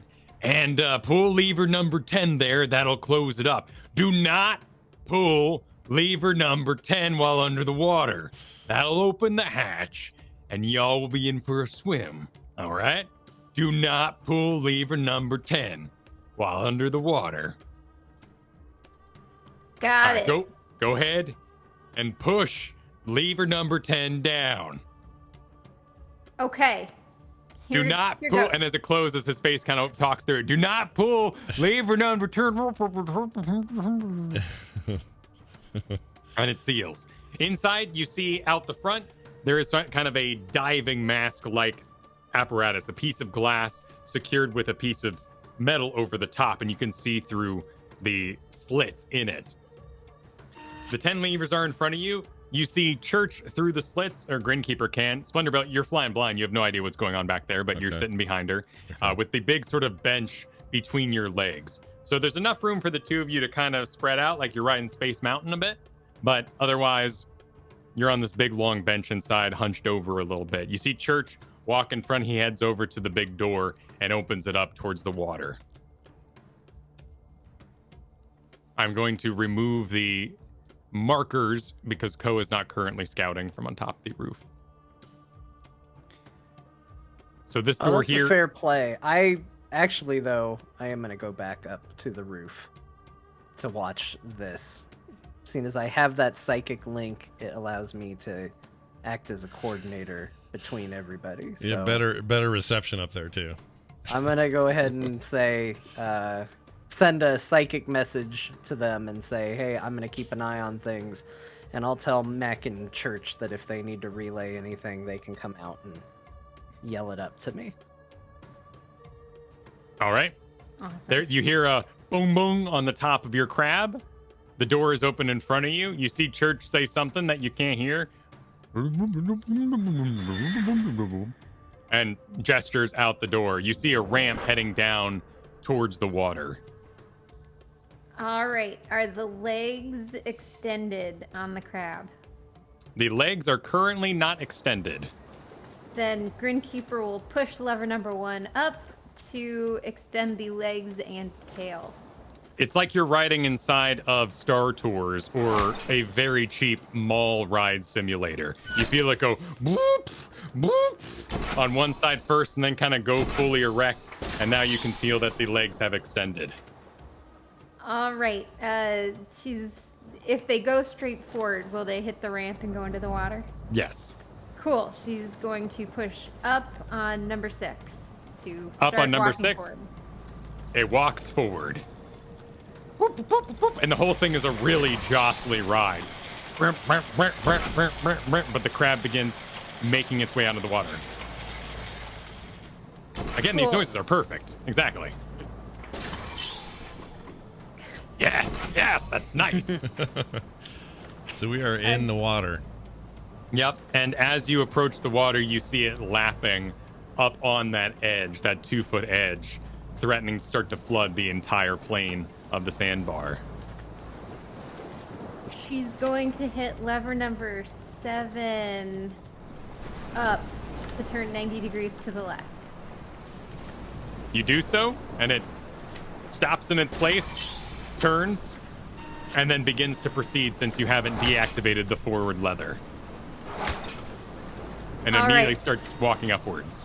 And she'll think to Ko, all right, Ko, where are we going?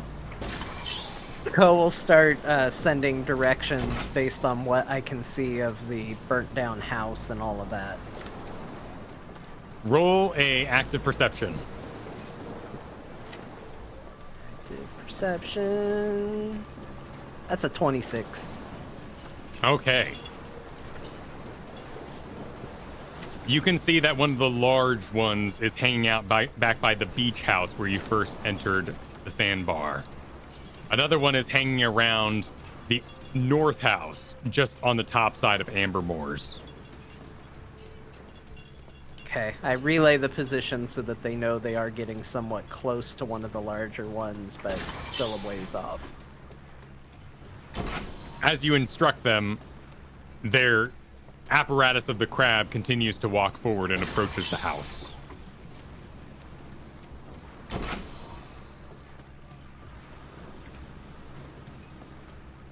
All right, Grinkeeper will stop the machine. And start By looking pulling through the which window. one? Number 6. He's going to put that in neutral. All right, you managed to turn it off in time. You're about to bump into the building, but you grab it. You are currently looking out the front. All you see is old wood beams sitting in the water, the base of the house.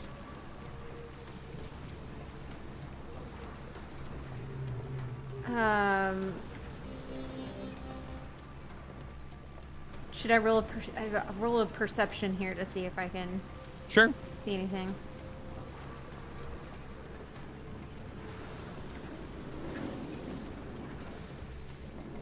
Nine. You don't see a thing. All that's out your front window is wood.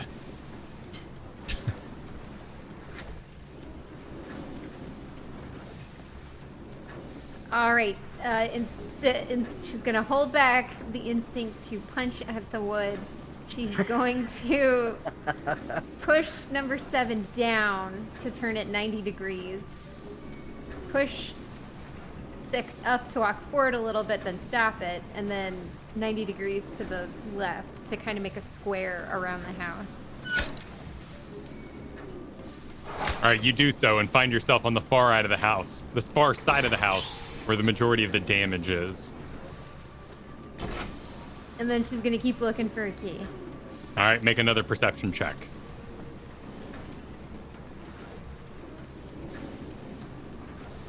Seven.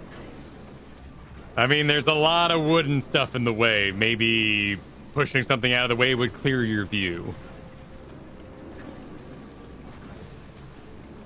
You were so the right person to drive.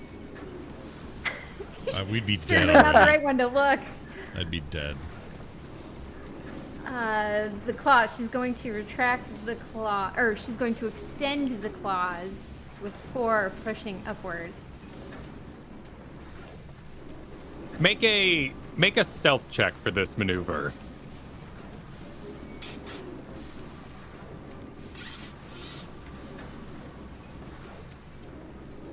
Does this one still have to be with disadvantage? No, it would have no advantage or disadvantage as it is operated through the lever itself. More Cool, so, 11. with what finesse you push the lever out. So you extend the claws, and they basically just kind of into the whole building, then and just push a bunch of the wood aside. And from above, Ko, you see the wood tumbling over itself and splashing in the water. Nice. Yep. I'm getting lucky. All the stuff I need. All right, a 13 perception with the wood out of the way. Ko, you note that the wood splashes into the water, causing a disturbance, and whatever the big north one is begins swimming over that direction. Ko is going to take this opportunity.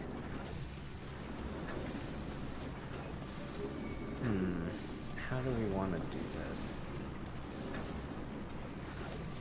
He's gonna take out the bell, one of the little bells that he has in his inventory, and he's gonna, well, that's not gonna be louder than the sound of wood falling in water.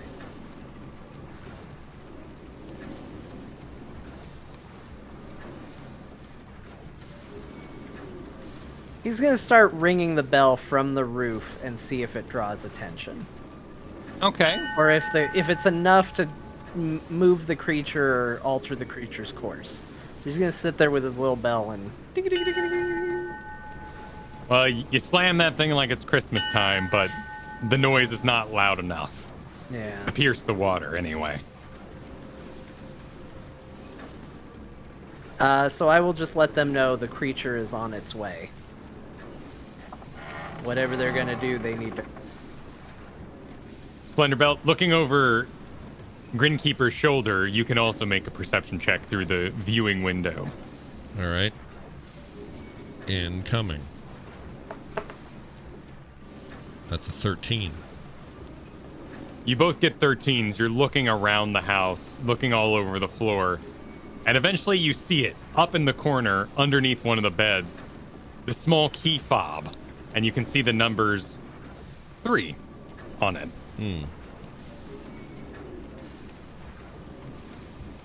All right, the Grinkeeper will use the claws to reach out and grab it.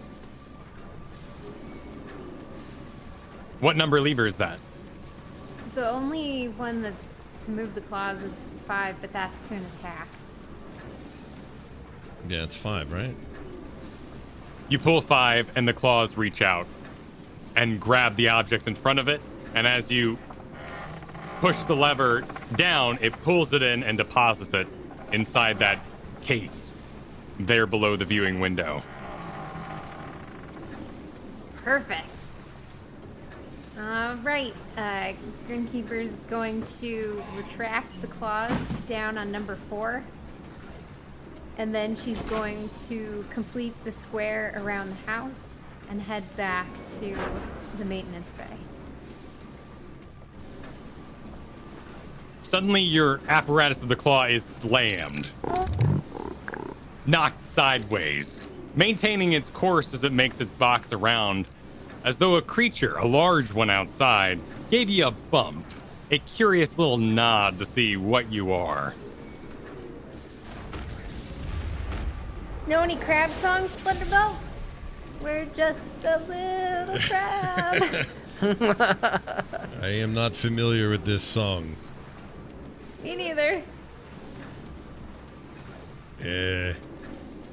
So where is it? Where did you say it was? Right up to our north? Are we facing it?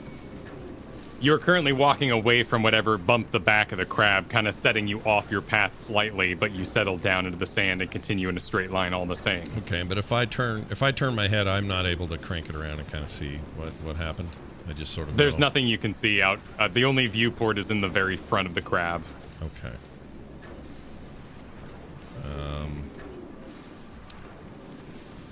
I do not think we should either turn and fight with these claws or we should go. Yeah, let's go. Grinkeeper, make a performance check.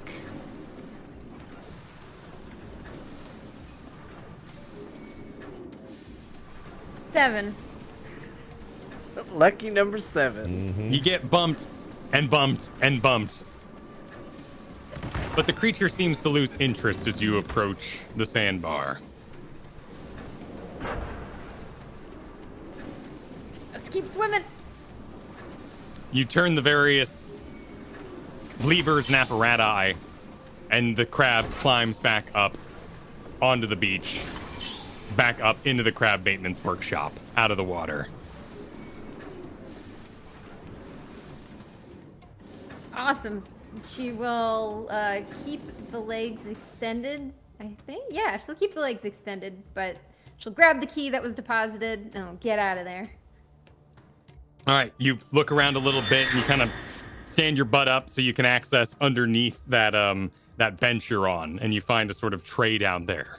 And there's a couple of tiger's eyes and agates in there, a couple of gems rolling around, but you also see the key and the key fob that says number 3 on it. Nice. Cool. Mission accomplished. Church quickly closes the door after you enter. That's a big one out there. Yeah, it's pretty big. All right, okay, we got the key. Okay, who's riding with who? Where did that coat fella go? He's on the rooftop. On cue, Ko will come back in, seeing them returned. All right. So I'll drive number 3, unless you're comfortable in number 2. I mean, you used to pilot number 2, but I can do number 3, no problem. And there ain't no lucky about it. It's all good. I'll get a number 3 here. We want Church to come, or should we just stay comfy for the ride and not go squeezing? Yeah, we suspect Church is infected, right? It's probably not a good idea to bring him. In fact, the diary said they all were infected.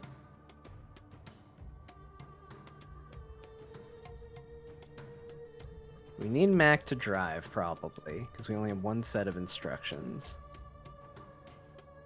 I think it would probably be best if Church waited here for the rest of us to return. Now hold just a minute. I too have invested interests in this venture.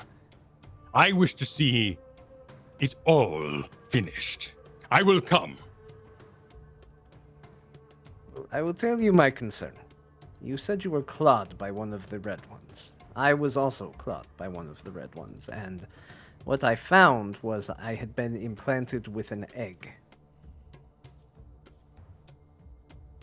I'm not going to sugarcoat it. We think that might have happened to you as well. I see. So I'm a danger to you all then. Possibly.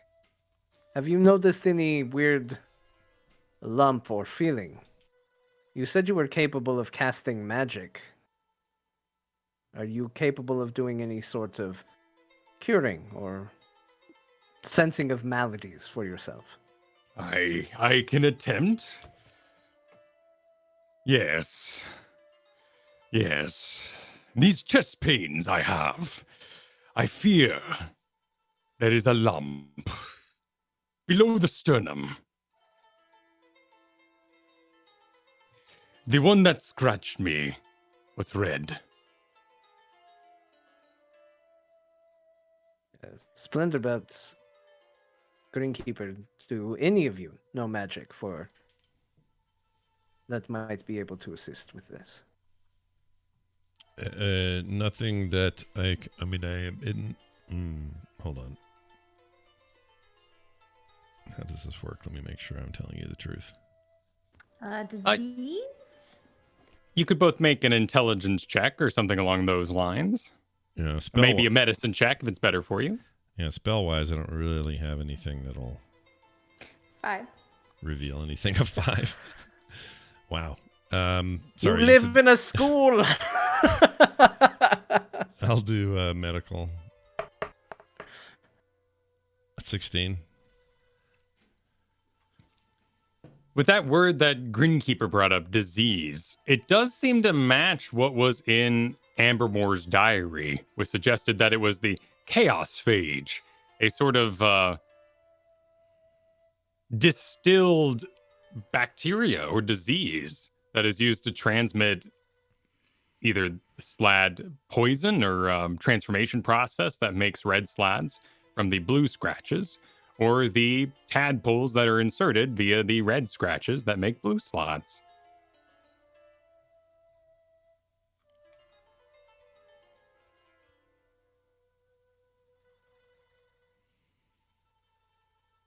Does Splendorbelt share this information with the party? Oh yeah, I would tell everyone. I think I've got something then. What do you make of it? Grinkeeper will walk up and with 2 hands slapping simultaneously on both cheeks, she will cast Lesser Restoration. You touch a creature and can end either one disease or one condition afflicting it. All right. The radiant slap rings out. These great big holy glowing hands leave marks on the side of Church's face. And the magic kind of runs down his cheeks to his chest, where kind of circles around the area. And with that backlight, kind of like when you have a flashlight over your hand, you can see an inner glow. And you see that large tadpole, like the one you saw slither around the medical building, the infirmary. And you see it just kind of dissipate, like cotton candy in water. It just kind of disappears. Is that what cotton candy does in water? Oh yeah, no, it's gone. It's gone. Oh, I've never seen that. Don't get your cotton candy wet. That's good advice. I think that did it. I feel good. I feel strong. What magic was that, Greenkeeper? The double slaps. I'm not sure if it has a name. It just felt right, you know? Sometimes you gotta do what feels right. This is good information because I have the same spell, just did not know how it worked. You also know double slaps? I know how to do double. Well, I did not know this was an alternate name for it. In my training, we called it "Perhaps This Will Work," is what we called it. And yep. Yeah. I will now remember these. I don't know anything about magic or the fancy names you people seem to call it, so that is all very interesting to me. But what about Mac? Do we think he is afflicted? Do we think it is worth casting the spell for him? We could try. I've got one more go. If it is as simple as a lesser restoration spell, I cast it on him for his hangover, which would have solved the problem that night. I was scratched 2 days later, though, and would have been reinfected at that time. Well, then I think we are all in a position to be able to proceed. Do you think we could go slap those out in the water? Maybe. If you could hold it down. I think maybe it is possibly too far gone for them. But if we are looking to try, it is something we can certainly do. All right. Well, if it comes to it, maybe we can give him a slap on our way to this cave. I'll drive. Church is good now. So who wants to ride with Church? What is going to take up more room? A Grinkeeper Splendor Belt combo or a Church Mac combo? Splendor Belt and Church are about the same size. Church a little taller, but Splendor Belt more built and wide.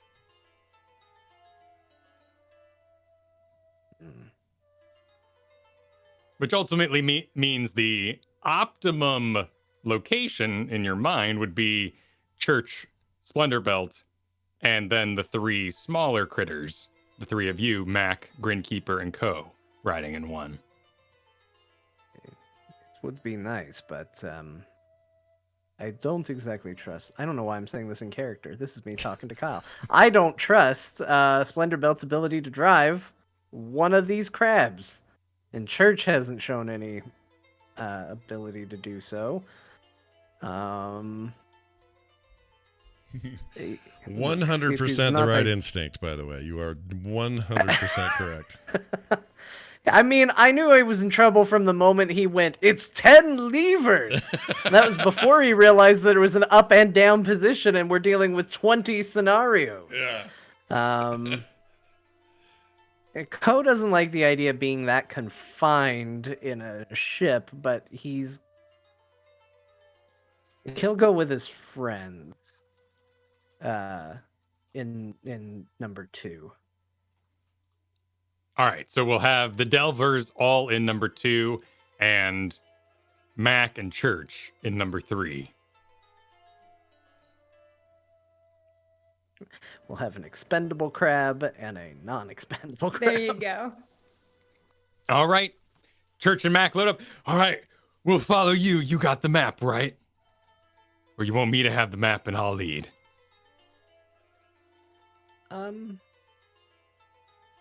Why don't we have Grinkeeper will lead?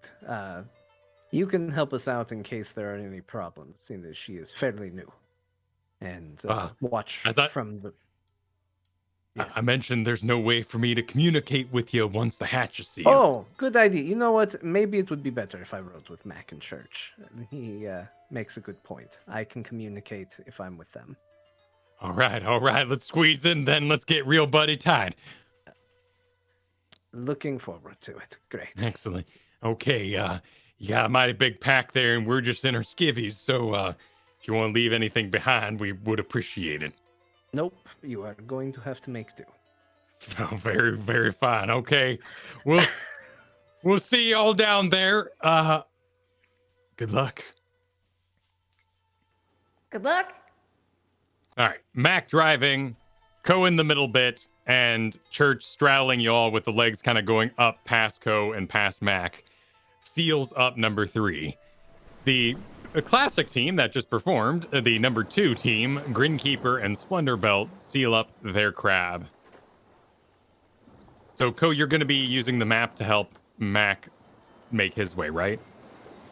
Yeah, I'll be doing that and giving mental instructions back to Grinkeeper. All right. Let's make a story, shall we? Drivers. That's me and Grinkeeper. I would like to make a survival check, a stealth check, and a nature check. Is there any assistance I can lend Mac on these by being a passenger alongside him? With dark vision goggles for maybe seeing in the murky depths, or tips on how to be a stealthy crab, or anything of the like? Yeah, if you are trained in any of these skills, you can give advantage. And same for you, Splendor Belt. If you are trained in survival, stealth, or nature, you can help Grinkeeper out. Okay. I do have some pretty good bonus to survival. Are you trained in it, though? No.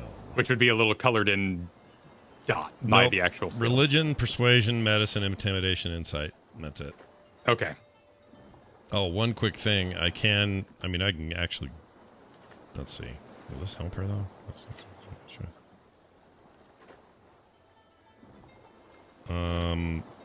Yeah, I'm gonna cast Bless on her though.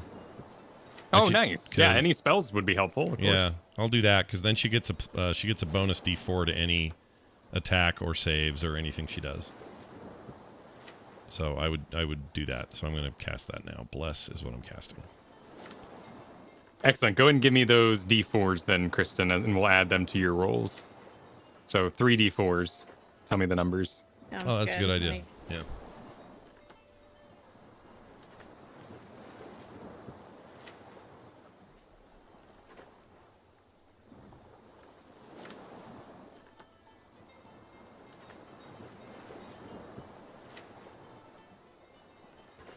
A 4, and a 3. Got it.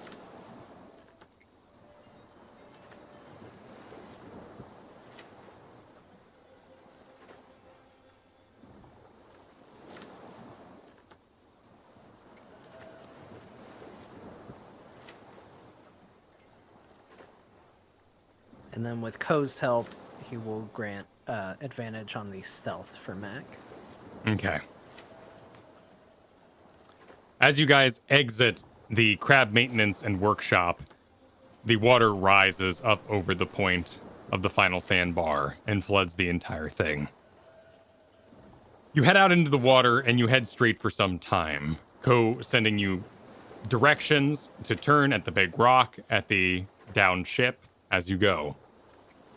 Both crews manage to move very stealthily. They do not disturb the water much as they enter it, and they do not make any serious noise or bumps along the way. The Grinkeeper mobile does seem to hit quite a few vegetation patches. And there's a couple of tough and squishy steps that are unknown as we travel.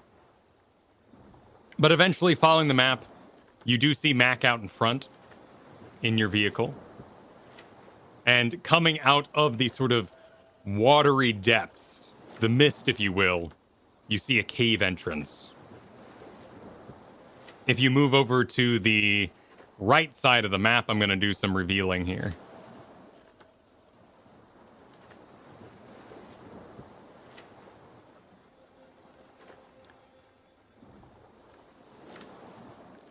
I will also move over your tokens. But you enter the cave, and there's quite a bit of space here, rather large cave, about 25 feet wide. And as you enter, it heads down for a bit, and you see all manners of fish and eels and whatnot, freshwater eels, slithering by. Eventually, as you go, it starts to head up again, and you can see the water above you. And the crab crests up out of the water, following the land, and enters a dry space.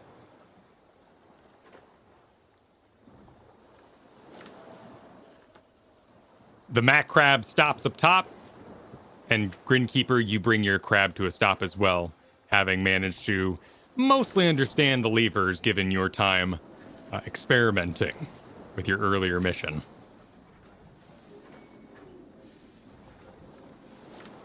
Mac pulls the lever, opening the hatch, and Mac, Church, and Co. are free to exit.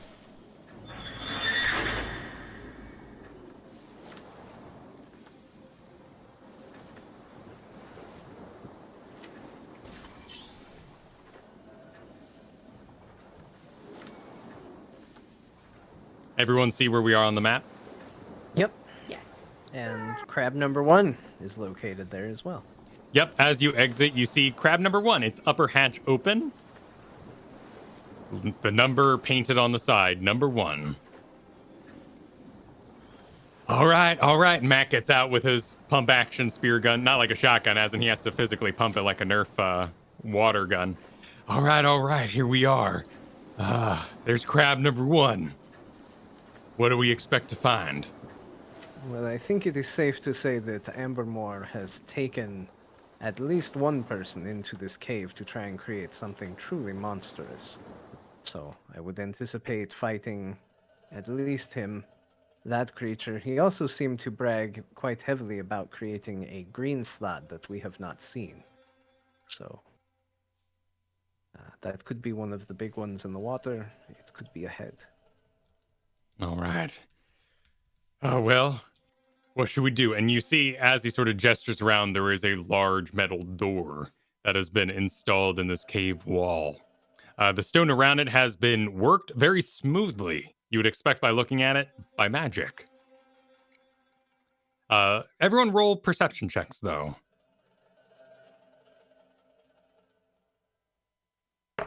And 11. Natural 1 for 3. Gosh dang it. Natural 20. Oh! You got a nat 20. All right. Nice. Crandall Splendorbelt sees nothing. Bumps his head exiting the crab and sees stars for a time. Great. Uncharacteristic of Ko, he seems to be a little too interested in crab number 1. The diaries and all the other information has been provided today, but Grinkeeper's eyes show true, penetrating the nearby water. And in that water, you see a small hatch. Disguised along the stone. A hatch that can be lifted. Grinkeeper will go lift it. Oh, straight to it. Grinkeeper walks right out into the water. It goes up to about your shoulders, your armpits. But you bend down into the water and give that hatch with its sort of stony disguise a lift. And inside you see a tunnel, completely flooded, full of water, but heading back in the direction of that door. Still underwater as she's holding the handle. Grinkeeper will yell. CC bubbles coming up along the top of the water where Grinkeeper is bent over. Ko And telepathically sends a message to her that goes, "What?" And then she'll, there's a hatch! You know you can just think that at us. Grinkeeper's eyes will get wide and go, right. And then she'll think it at you guys. Double right.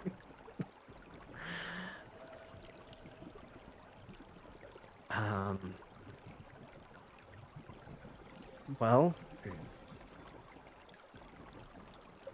does anybody want to try to do anything with the hatch? I can't say I'm overly fond of the idea of trying to squeeze into a little underwater hatch, but I'm not sure where it goes. Yes, but what choice do we have? We have the choice to not do it.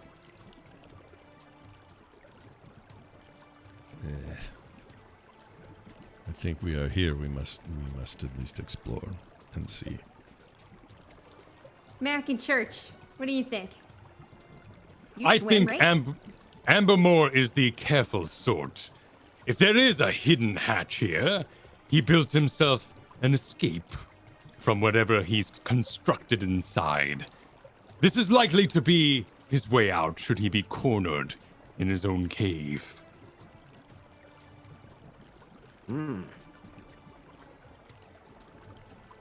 Got it. And then Grinkeeper's gonna jump into crab number 2.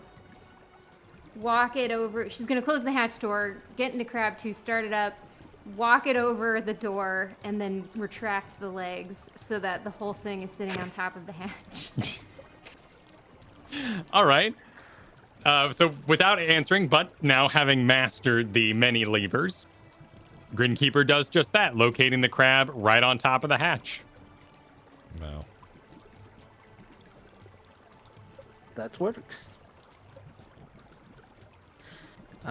While she does this, Ko's gonna go and inspect the door, see if there's any signs of it being trapped. Well, inspect the door. The investigation. Yeah. Or is that sleight of hand? No, give me an investigation. Okay. A 25. 25.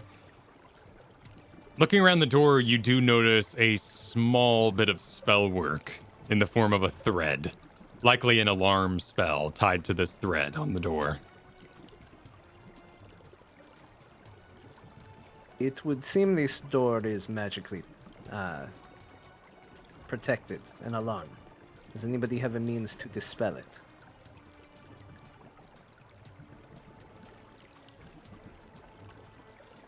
Not I. My department is healing.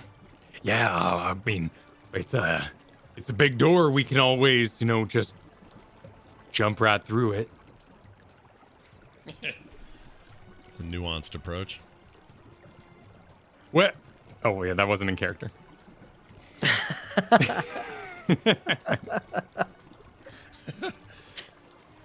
have nothing that would do what you're asking. You can heal the door. It seems he will have no way to sneak out the back, as it were.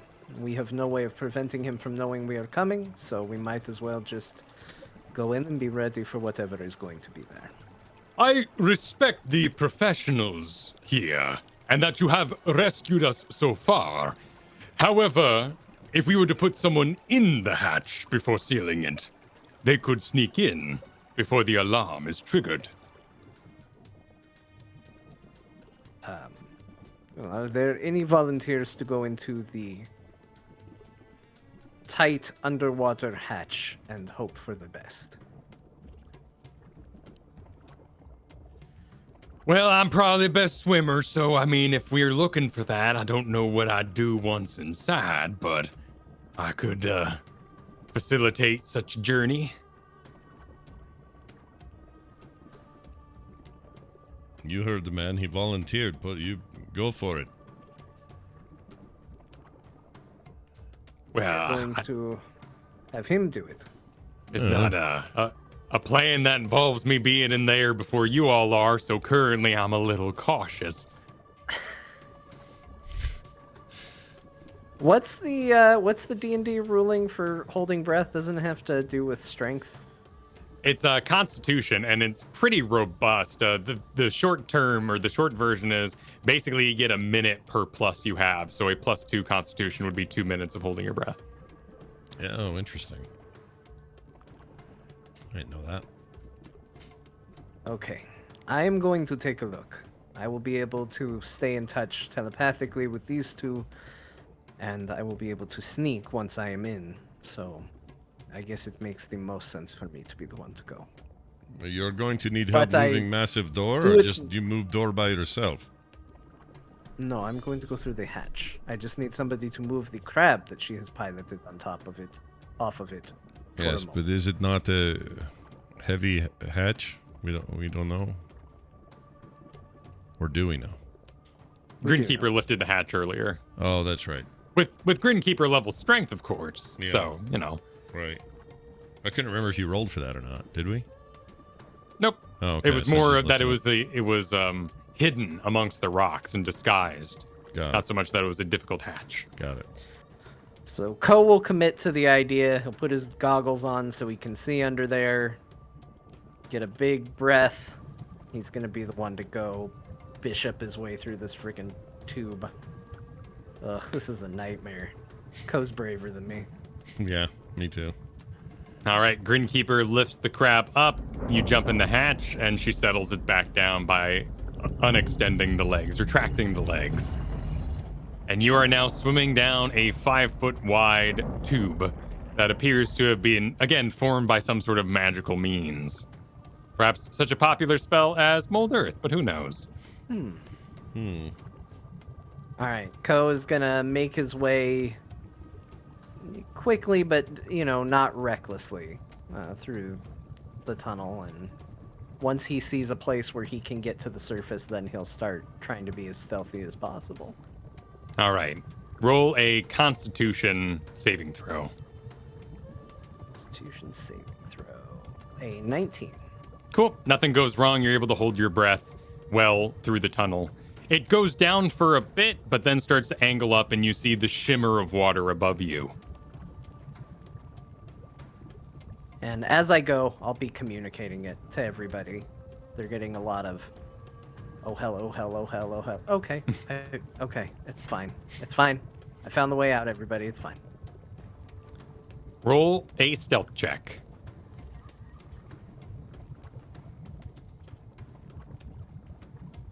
A 23 for the better advantage stealth check. All right.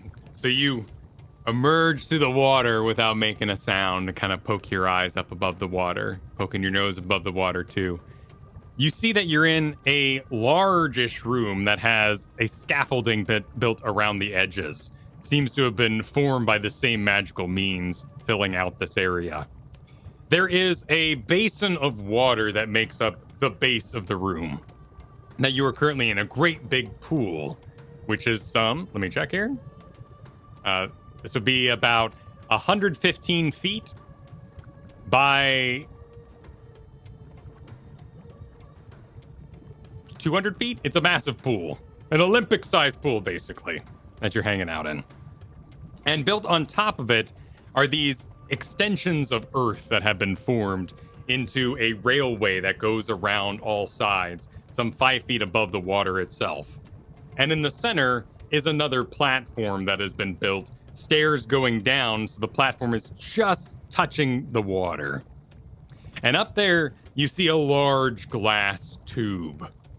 And inside of it, a black slad.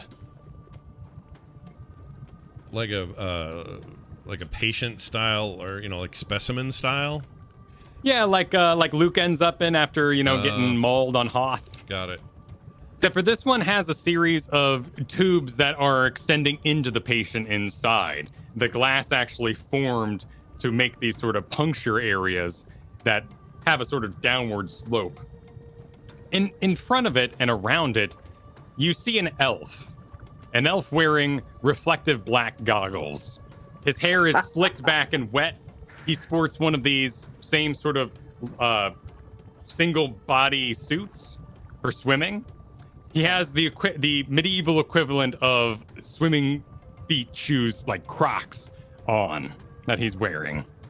And he's going around to these various tube-like incisions into the center black toad creature that is covered in these spines and has a large syringe that he is working. On a table nearby, you see 3 syringes, a red one, a blue one, and a green one. Currently, he is using the green one, and he's pumping liquid in to the beast.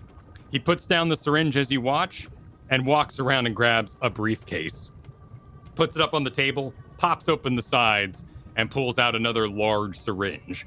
And with this one, he walks around to the back hole and juts it in. And as he pulls it out, you can see black liquid filling the vial on his possibly comically large syringe that he has. And he gives himself a bit of a yes, and walks back to the briefcase and puts it inside. I will relay what I observe telepathically to everyone so they get a sense of the lay of the room before they come in as well. And I will position myself, kind of... If I were to come out of the water here, if I were to slide up, does the backside of this, does this afford cover of any sort? Like, he wouldn't be able to just see me, right? Yeah, at the moment he is around the front of this desk working at his briefcase and putting the large black syringe into his briefcase there. So if you were to slide up on the land, the landing, you could perhaps, with a nice stealth roll behind the large tube with the slad inside. Let's do it. Let's sneak up there. With advantage, a 17 is going to be the best one. Okay, let me roll for him. He makes no note, continues to talk to himself. Good, excellent. I'll be rich. I will let everyone know that I am in position, what we're looking at, and they can move in when they're ready. Okay, you guys out in the cavernous part here receive that message from Ko. Of course, Church and Mac do not receive these messages, so they're looking to you. All right, Splendorbelt, are we ready? I am ready to go when you are ready. What All right. is ready? Why are we ready? Oh, Ambermore's in there. He's around some weird tank thing, looking at a briefcase, laughing. Apparently something's really funny. So, we talk to him then. You guys could talk. Yeah, I guess we could let you guys talk first, and then Grinkeeper will think, is it okay if we let them talk first, guys? I don't think this is a guy you talk to. Why This not? is a guy you stop. Why do you not talk to him first to see if he will stop without fighting? Well, for one, according to his journal, he intentionally infected every one of these people and turned them into monsters, and is now extracting it and cackling about it and about how it's going to make him rich. I'm pretty sure this is what we would consider a bad guy. Okay, cool. We're not talking to him. Well, I think I'm deserve some answers after all I've been through. You know, while we're beating him up, you can ask him. We usually can't kill him on the first go, so you'll have some time. You gonna kill him? Yeah, probably. I don't know why we wouldn't. You're here for the insurance. He's technically covered. Then you get a big payout? I guess if that's hero work, I mean, I don't know. I guess.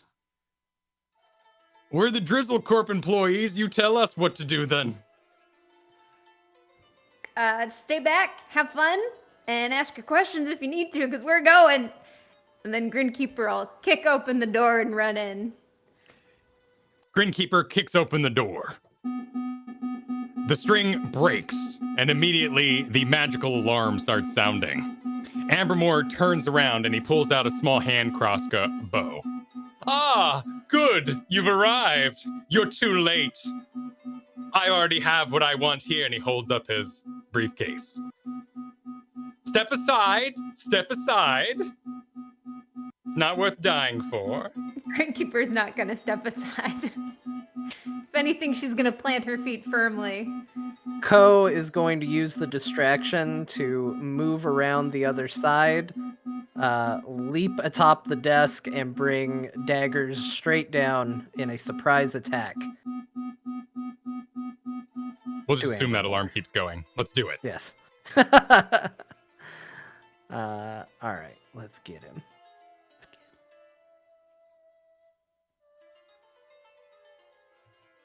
Okay, it's with advantage. Let's try that again. Let's do a little better. Ah, crap.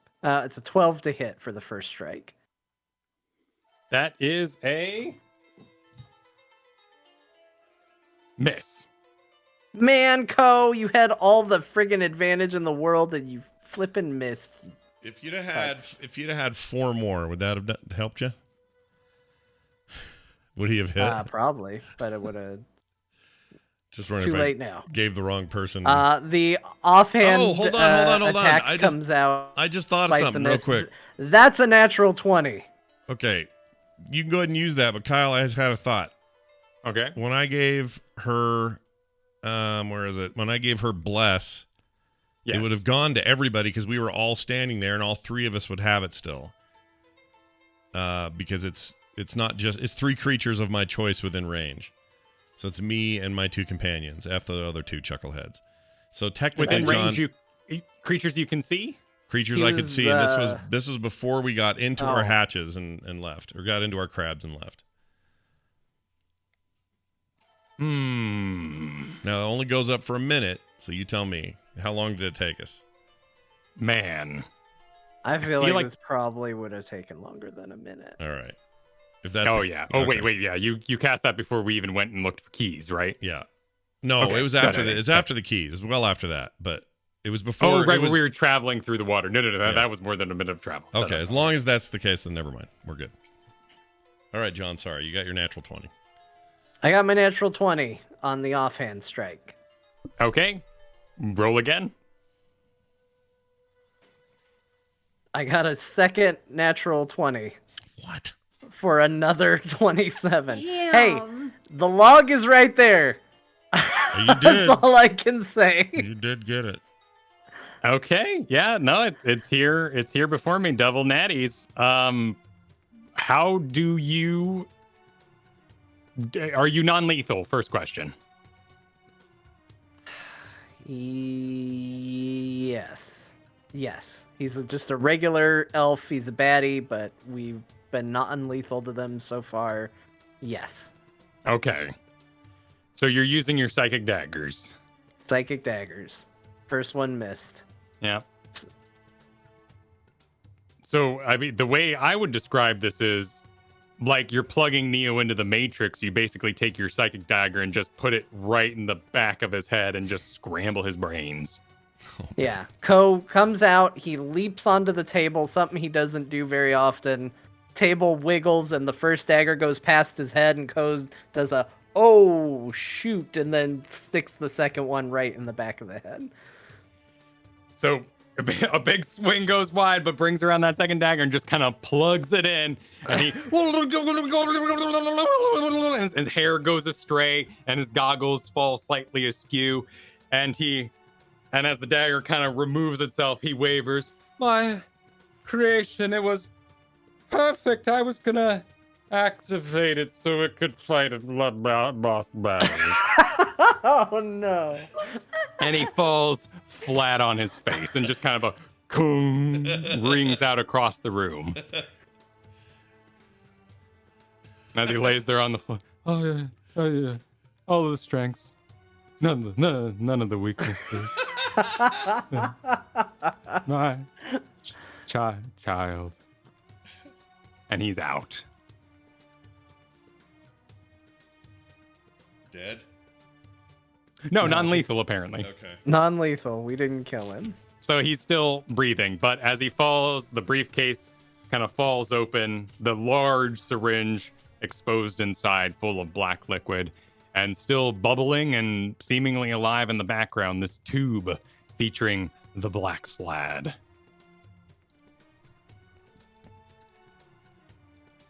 What'd you do, man? You killed him? No, it is okay. He is still alive. He's just, he's going to take a little nap for a while. Oh, so like sleep magics or something. It is something like that. It just comes with a bit more of a headache and lots of fatigue and a need for a long rest to feel even a Oh, little man. better. He's gonna wake up real pissed. I bet you that guy had a good speech written. Bet it was a real big speech, too. Ambermore loved his speeches. So, we load him up and we get on out of here, huh? I mean, I think that would be the idea. And Wally says this Ko will get his sash, and much like he did with the previous time he had to take somebody as a captive, use it to create a rope to tie Ambermore up.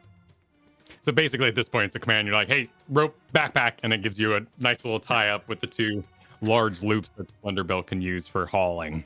I will listen to the guild advice that I received, though, and check his person for magical component pouches, anything that might lead to a type of getaway that he might be able to make. I will relieve him of any materials, and the rope will, or the sash will also create a natural gag in addition to pinning him. Well, with no sort of danger in the room, you pat around him, you find his sort of diver's tool belt that has a number of items on it. You find the keys to crab number 1. You find a spell components pouch. Yeah, let's get rid of that. Let's take the key and tie him up. Gag him, tie him up, and give him the Splendor Belt as a backpack. He is tied up. Currently left in the room then is the briefcase, which is open with the black liquid inside, and the 3 different other large syringes on the table. 1 red, 1 blue, and 1 green. Let's gather that up. Is there room in the briefcase to hold all the syringes, or is it just one of those, like, it seems to have one purpose? It seems to have room for all 3, so you gather them up quite easily and place them inside of a single briefcase.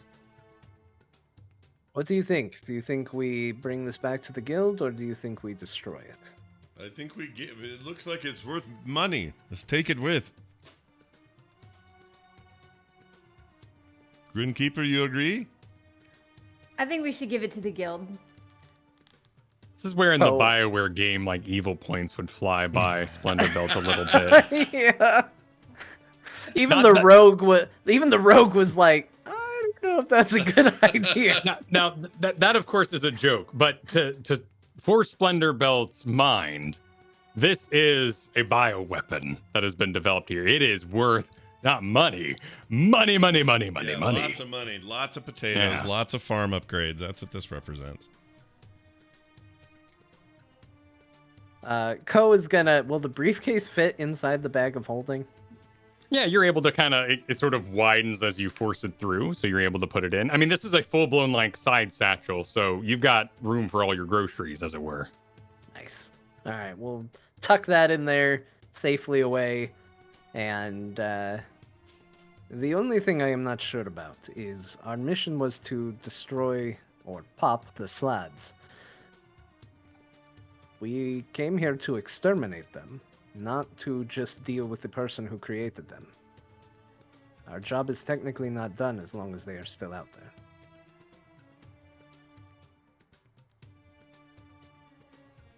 Cool. Well, first up is this big one.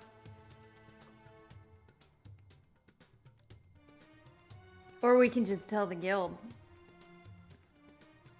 Don't think the guild is going to see it as mission accomplished if we have to then send the guild to deal with what we were sent to do.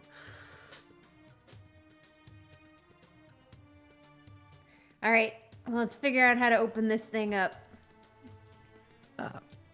If you excuse me, I am going to maybe watch from a different vantage point.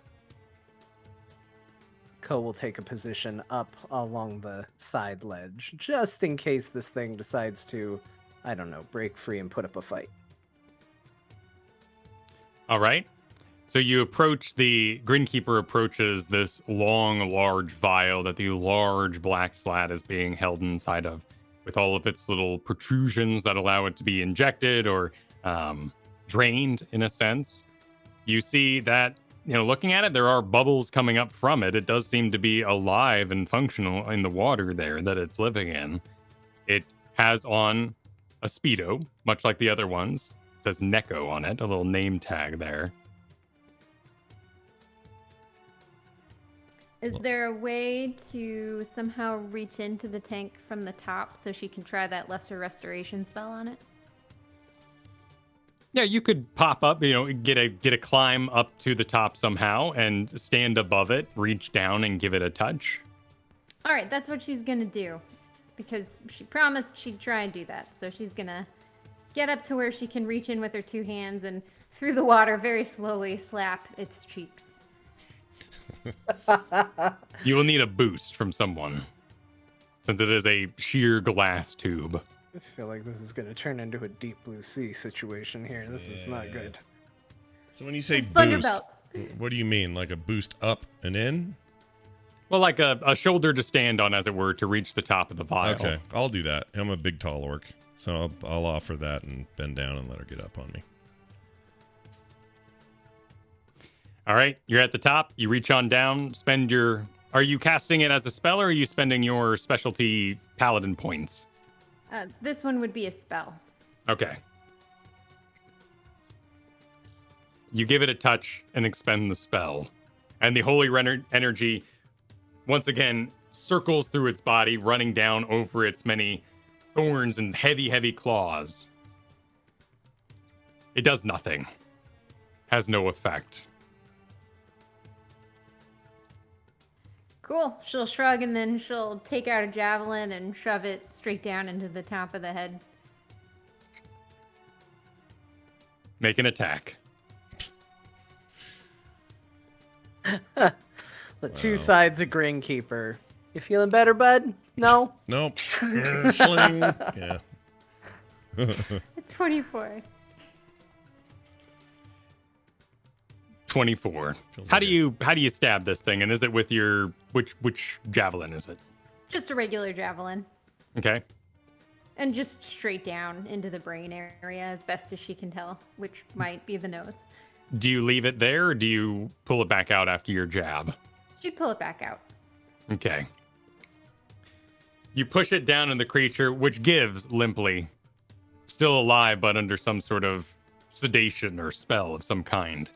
And as you pull it out, the water turns a sort of bluish as all the liquids just start gushing out and little bits of brains. And you basically pop the balloon, as it were. And this forcibly sleeping creature is going to have a bit of a rough but unaware demise. Oh. I mean, I guess it was as nice as it could be, but Yeah, it's a shame. You all stand there for a moment, but it does kind of look like evil incarnate, so maybe it ain't so bad. Kyle's like, don't feel too bad, everybody. It was an evil monster. It was gonna try and kill you if things had gone different. And so leaking through its tube, now left as it slowly kind of limps its way down in its tubes, its face presses against the glass and slides. You all have an Ambermore, 3 crabs, a case full of 3 different colored syringes. Do we do anything else here?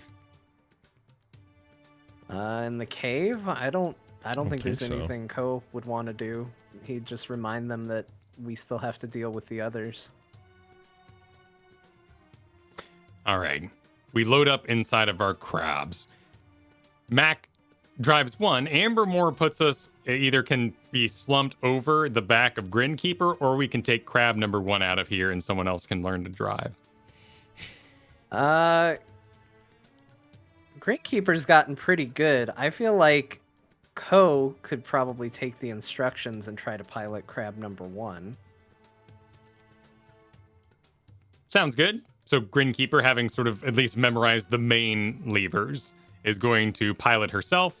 Ko, and therefore Ambermore, is with you? Yeah, I'll keep Ambermore with me. Cool. So Mac and Church will load into the other, and we all crab our way out of the cave. We make our way back to the sandbar, where we deposit the crabs back into the maintenance shed. As you approach, the water is still above the entire ground, and you all look about, and you wonder where the 2 remaining slads have gone. You're unsure. They've disappeared. They don't show any presence at all. But Mac and Church seem more than happy to get out of here with you.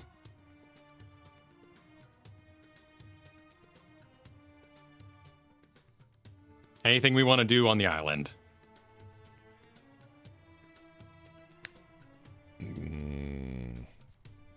No.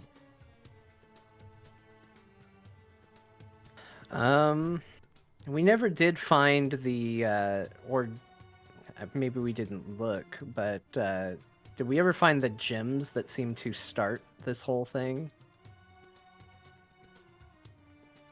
I mean, there was the room that had the gems. Like the gem. Yeah, but there were very specific ones that seem to create all of this.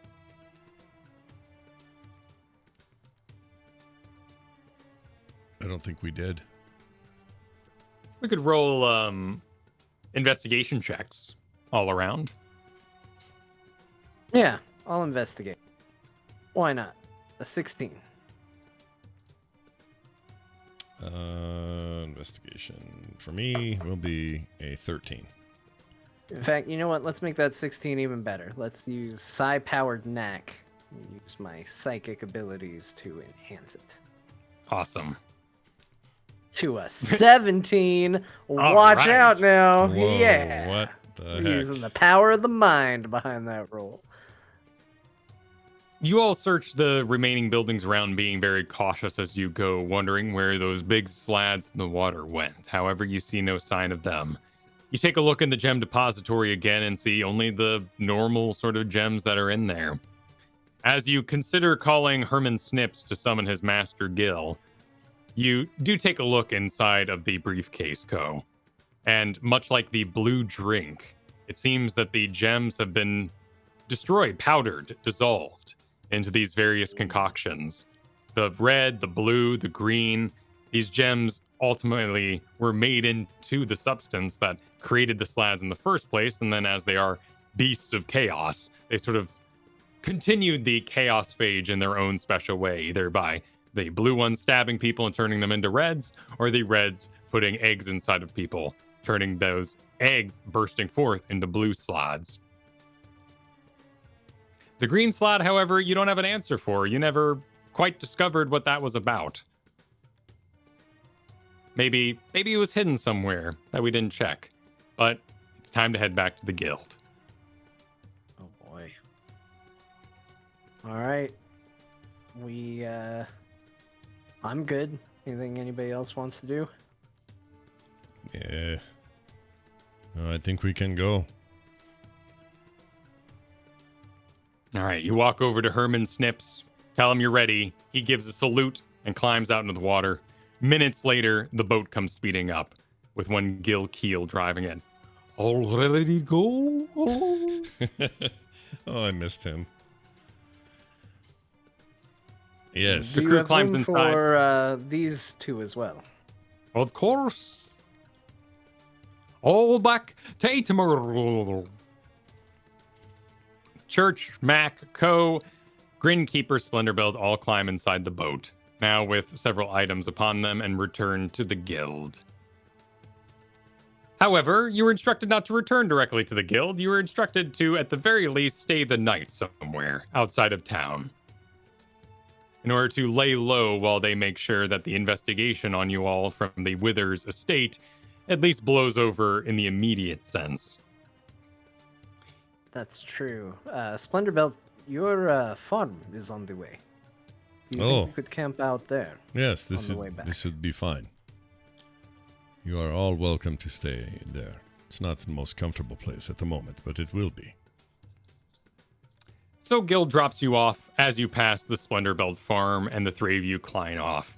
Mac and Church stay on the boat and are going to head to the guild in order for accommodations based on their insurance plan with the Drizzle Corporation. Do you leave them with the briefcase or anything like that, or do you keep that in your possession, Co? I'm keeping that in my possession. All right. Well, then, the next time we play, we will be arriving at the guild to deposit said briefcase. But there will be a mission awaiting you there. For you see, a certain special someone has rolled into town, a dragon slayer, who requires 3 individuals to help him on the hunt for the red dragon. That dragon slayer next time will be played by Garrett Weinzerl. Oh, man. Hey! Cool. Finally, we can let that one out. I hinted at it on the last instance, but it's happening, so watch for that. Fantastic. Well done, everybody. What a fun one today. If you have questions, thoughts, or feelings about the show, or would like to have some of your questions answered on our bonus shows we do every month, send those into the site. Just go visit there. It'll tell you all you need to know about submitting questions. There's a form right there. Super simple, straightforward. Anybody can use it. What else? Between now and then, don't forget to sign up for our Dungeons Plus membership and get cool stuff during the month. I got some really great ideas for the art this month, so looking forward to shipping that out to people. And if you want to learn more about it, it's all right there, right in front of you at therewillbedungeons.com. That includes those bonus monthly shows. So do check that out. That is going to do it for us. Big thanks to everybody for hanging out with us today. And I think it's going to do it for us, for me, for Kyle, for Kristen, and for John. We'll see you next time.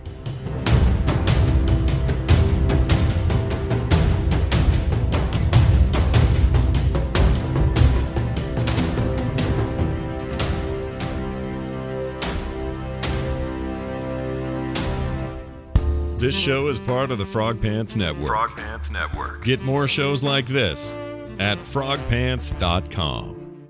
Well done, everyone.